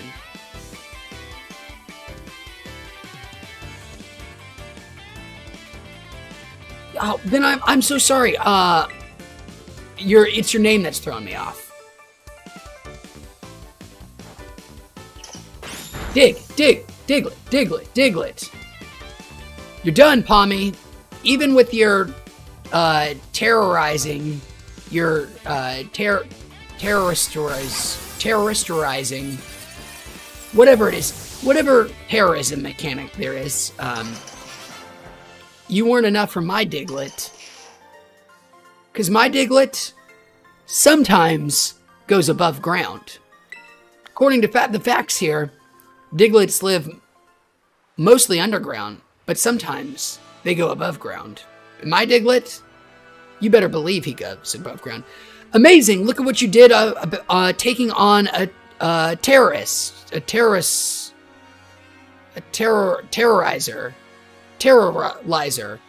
Opponent and winning, no problem. Wasn't no big deal. You tried to stick your little electric type and blast me. No big deal. Diglett took care of that. I can't terrorize them. I refuse to suggest that's a real word. Thanks for the revives, though. You didn't have to do that. So kind. Open them up.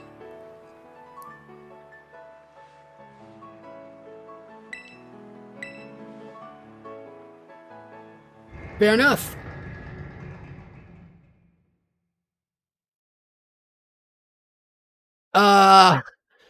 Okay. Do you share? You have a fascinating brain, my friend. We're on to the Animatrix. He says, have you ever seen the Animatrix? And then says, don't hate on AI.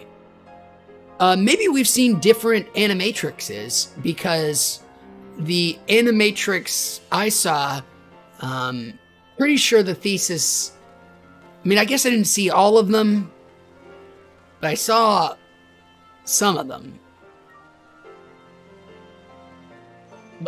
Do be hating on AI. It's kind of the Matrix's thing in a way, but maybe it all went over my head. I don't. It's Keanu Reeves. It's genius level stuff. We made it all the way up them stairs. Captain Fang, welcome. Good to see you. Captain Fang / Egg / Big Popo, playing Pokemon right now, slowly. And this is a big place. It's been a trade hub since a long time ago. Lots of folks came here to learn about advances in technology and all kinds of other stuff. So these are the places that she, tells you to go to first. First place to say, check out the hair salon. As a matter of fact, that's the only option she tells us. You can go look at your hair or go try some food. And you better believe I'm going to go look at my hair. Oh, you're a fashionista, are you? Yes. Isn't that obvious?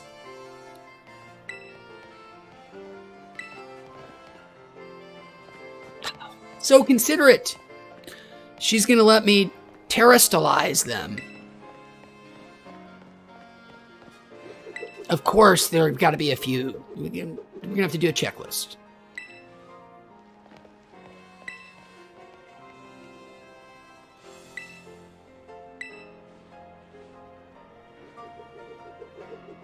Damn. It's like Hogwarts in Johto.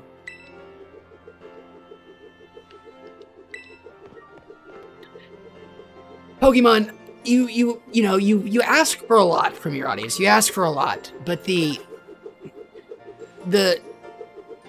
oh, this is amazing. I want to join in on this.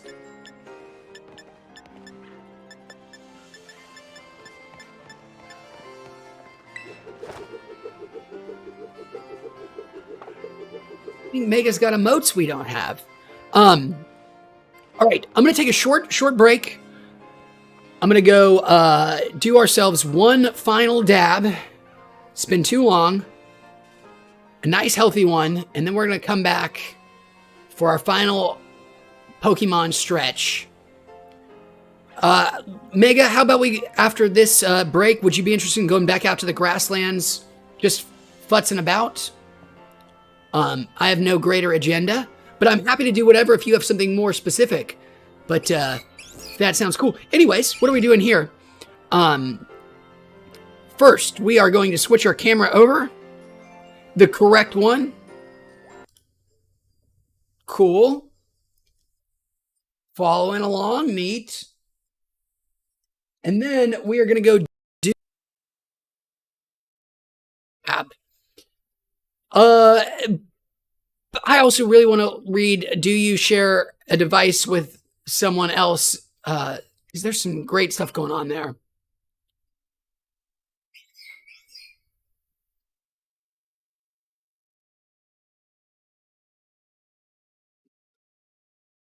Do you share, please, I want to ask so many interesting questions, but I don't want to be, oh no, camera, you lost me, buddy. I'm over here. Damn this technology stuff.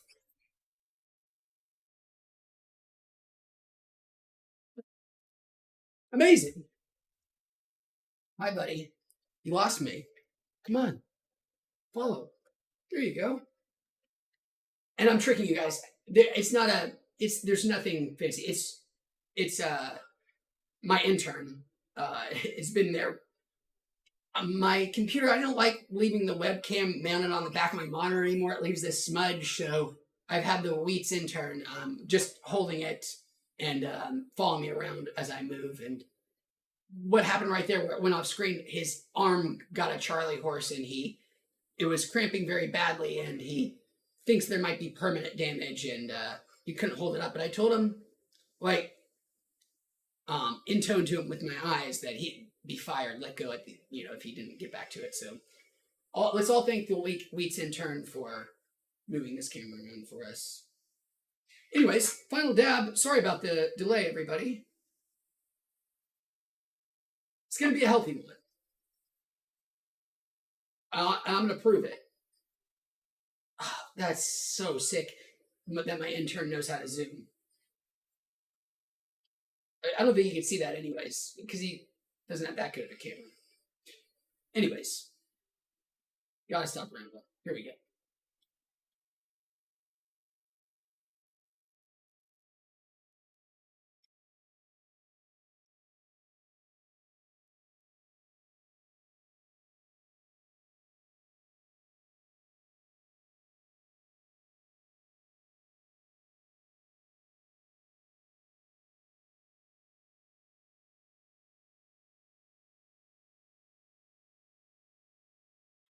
Delightful.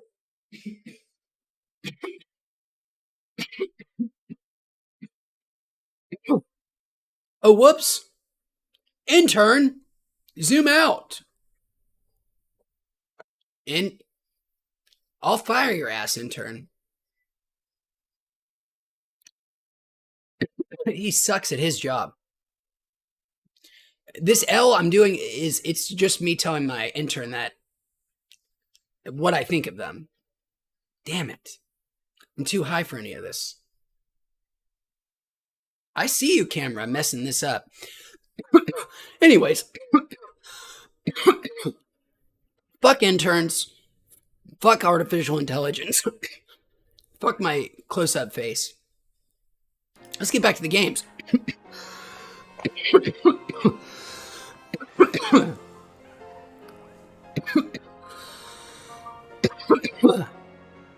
Woo! Mega64 says the Wheats intern is Elon Musk.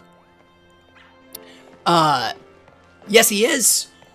He doesn't have enough companies to run. Not just Tesla, not just SpaceX, not just the Boring Company, not just the redheaded stepchild and most forgotten mega $billion company Neuralink, which we really shouldn't be forgetting about Neuralink, not just because, the idea of a human brain interface is pretty dope, but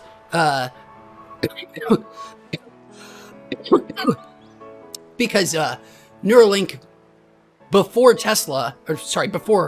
Twitter, was the best example of Elon Musk being a catastrophic fuck up of a human being and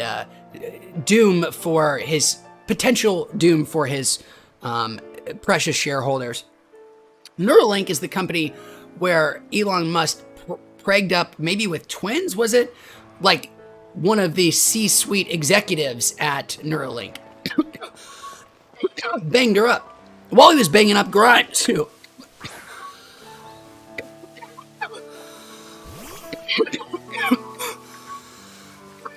Elon Musk.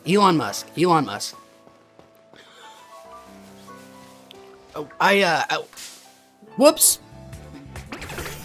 This little asshole dared to cross my path. So for that sin, he must die.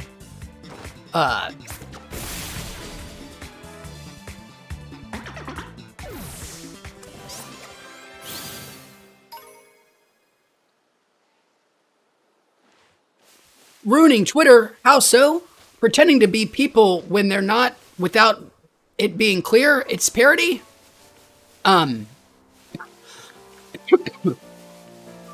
Well, I mean, one, I'm so high, I'm just wandering around in circles. I'm just not so sure, do you share that, like, there was much there to ruin to begin with. And I don't need to be another voice talking about Elon Musk.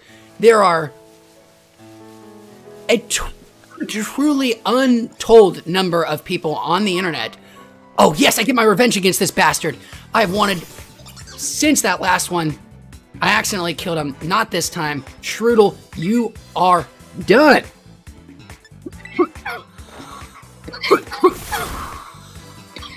Excuse me. There are so many people who you can find to talk to you on the internet about Elon Musk. People are dying to talk to you about Elon Musk. And almost all of those people can talk to you about Elon Musk in a more intelligent, cogent, or funny way than I can. I have nothing to add to the conversation. Bad or good.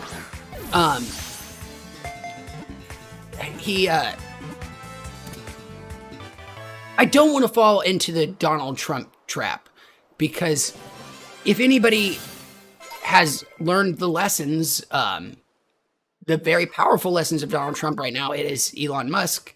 And he has very, very, very much intuited all publicity is good publicity. The more people talk about you, the better, the more overall, the more you control the world's attention. And it wasn't good for us then. It's not good for us now. And I assume the same forces that saying Donald Trump is a cancer on conservatism to, calling him the Republican Party's greatest hope and the best president since, I should say Ronald Reagan, but I need to say, I'm going to say Abraham Lincoln, all that dumb shit from the same people who said, the man is a cancer or whatever. Those same forces are going to turn Elon Musk. I mean, they already are. And that's why I assume, do you share your defending Twitter, is because there's this amazing concept from an amazing book last year called The Beginning of Everything, called Schismogenesis, which is this theory that societies define themselves in opposite to another body. That's how society's split to begin with.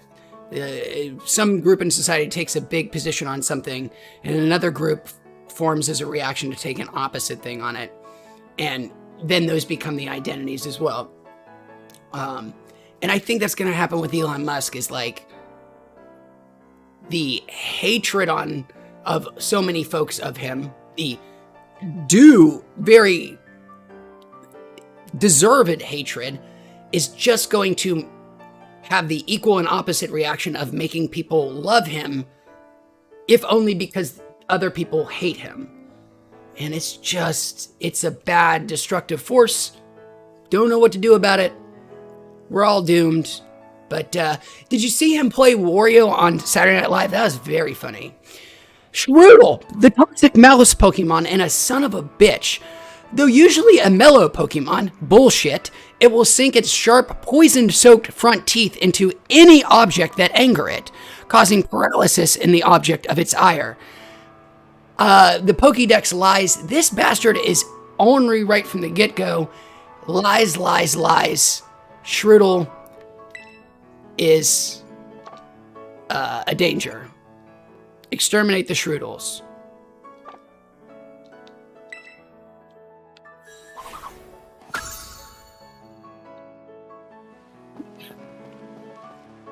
Do you share a device? It says, I'm pro free speech. How about you?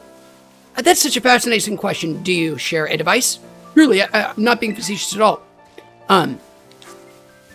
There was a time in my life I consider myself a 100% free speech absolutist. There's nothing you should be prevented from saying other than the, shouting fire in a theater, that kind of speech that may cause physical danger to somebody from a stampede or, I thought that for a very long time. Irrespective of anything that is happening right now in Elon Musk, I will tell you, I watched a random documentary years ago on HBO that for the first time in my life made me ever challenge that free speech absolutist position. It's not a documentary that's talked about a whole lot, but it really did. And I never thought I would have any kind of second guesses. And it's not, and what it proposes isn't like some draconian limits on speech or whatever, but more interesting questions about where do people's limits of speech begin and end, and how much they may or may not infringe on others. And I think the name of the documentary that I keep bearing the lead is, I'm pretty sure, oh shit, this is an electric guy. I should switch out.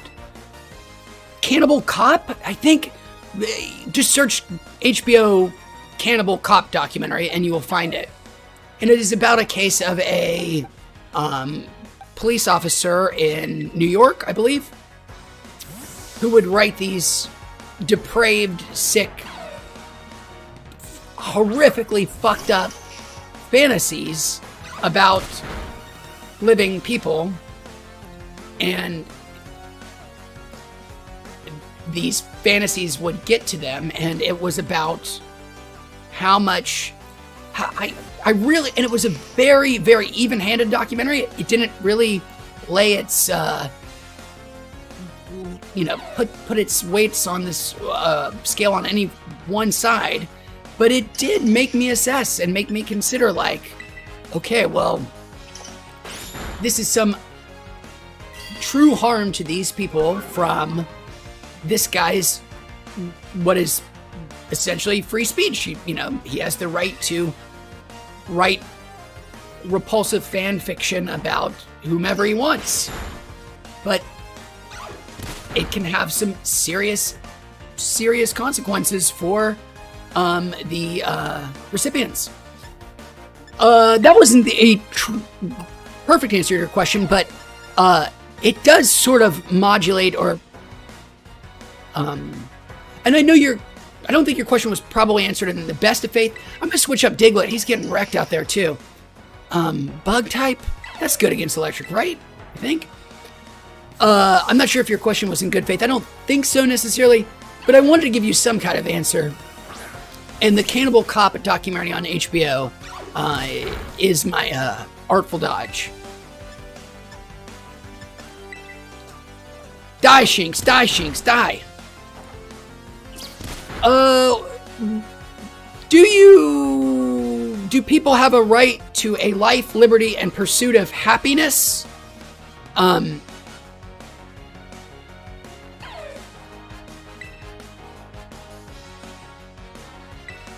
Mega64, of course, with the most sensible, far and away the most sensible take, which is that, of course, he supports free speech, but not the consequences of said speech, which is what I think most people conflate free speech with, is they both want to be able to say whatever they feel, but then not suffer any ramifications from free speech. It is bizarre to me how little people actually truly understand that very fundamental civic point, that those two things are not like, you do not have, you can say whatever god-awful things you want on Mark Zuckerberg's platform, but he is also free to ban you, because you have no right to be on Instagram. You have no right to be on Facebook. You have no right to be on Facebook Kids whenever that product comes out. Is this an adorable little dude right there? Oh my god, I want that thing. What is that dude?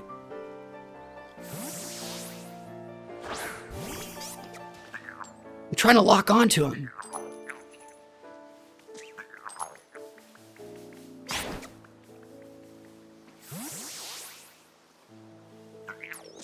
Did I forget how to lock on? Oh, I can jump up on the rocks. Oh, little bug dude. Yes, we did it. Oh, he's a gimme ghoul. Boy, those text prompts don't stay on screen for very long, do they?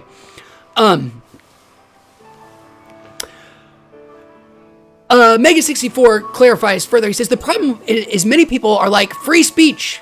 But you call them out and they go, but I mean free speech with no consequences for people's opinions on me.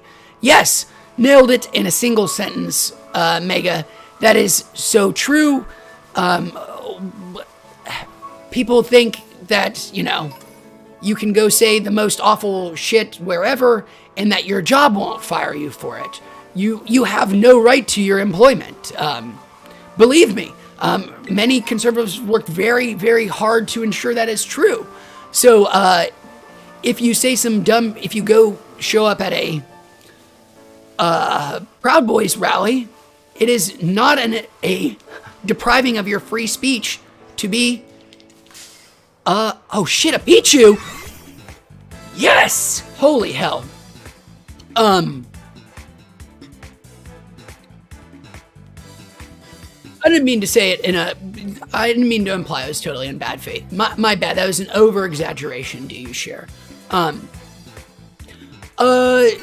you share says, so are you cool with Elon Musk running Twitter? How he chooses? Yes, damn it. No, actually, no, you did get me, you caught me. I don't think Mark Zuckerberg should be free to run Facebook how he wants either, nor Evan Spiegel to run Snapchat. Oh, I really pulled that one out.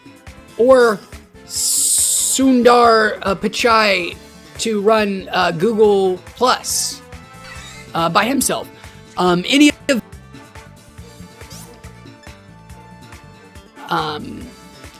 regulated by somebody other than the company that controls it. I'm a pretty big believer that everything would be way better off if Facebook and Twitter were nationalized. I mean, that's a pretty drastic take, but I don't disagree with it. I'm saying it after all. This is an electric guy. Sorry guys, I'm real distracted. Let's switch out. We don't want to lose this. Young Ooze, get your lethargic ass out there. Catch me a Pichu. Yes, so I do think Elon Musk, okay. Elon Musk should not be able to do whatever he wants with Twitter. In that, one, it would be a huge national security risk, as we're all sort of discovering right now. And I also think the implicit agreement that users had with it before, in terms of like what couldn't be used with their direct messages and stuff, also suggests he shouldn't be able to do whatever. More to the point, though, Elon Musk should be able to come up with a policy, I firmly believe, that says, I don't want anybody in my company that has pink hair. I don't want it, liberal women love to dye their hair pink. It's gross. It's, next thing you know, it's going to be a nose ring. I hate it. I think you should totally be free to do that. And that if somebody then is defiant and says, you know what, I'm going to wear pink hair just to fuck with Elon Musk should have the freedom to fire them, because you are not free from the consequences of your action. And a private employer, and Elon Musk is a private employer at the moment, it sucks, but it is true. And if he wants to make a rule that doesn't infringe upon the classes of people that we have said you cannot discriminate against, whatever. But Tiny Mouse Pokemon. It is unskilled at storing electric power. Any kind of shock causes it to discharge energy spontaneously. Good to know.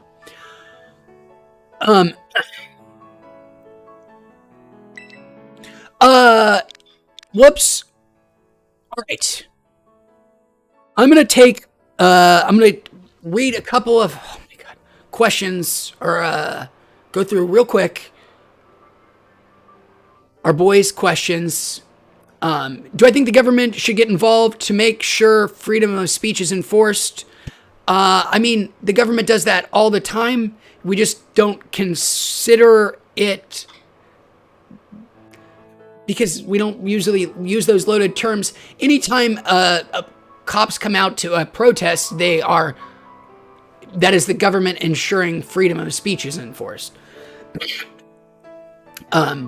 When they come out to a protest to, protect the people that are protesting, when cops go out to protect Westboro Baptist Church, that is the government protecting your freedom of speech. That is what that is. So it happens all the time. And I guess it could happen in other contexts. All right. Sorry, Pick. I didn't mean for that to happen. I'm too high. My voice is gone. Boy, this has been so much fun. Mega. Sorry we didn't get a lot done. I'm so sorry. I was doing nothing but mostly talking and not playing Pokemon. But I had so much fun playing. But I gotta take a break before I lose all of my vocal cords. I'm gonna take a break. Mega, I will be back on playing Pokemon later today. If you want to join co-op in a more practical manner, less digressions, more Pokemonin, I'd love to play some more with you. But I'm gonna take me, and I mean this sincerely. Do you share a device? Pleasure talking with you. You seem like a cool guy. Not at all being facetious. Sincerely. Love having these discussions with folks always. Love streaming. Love hanging out. Thanks for watching. Been so much fun. Definitely be back next week. Pokemon, Splatoon. Be there for it all. Yes, Mega, I will be back on tomorrow to play for sure. Hit me up when you're ready, and I'll join you. Just send me a message. I'd love to play with you. All right, later, guys. Goodbye, everybody.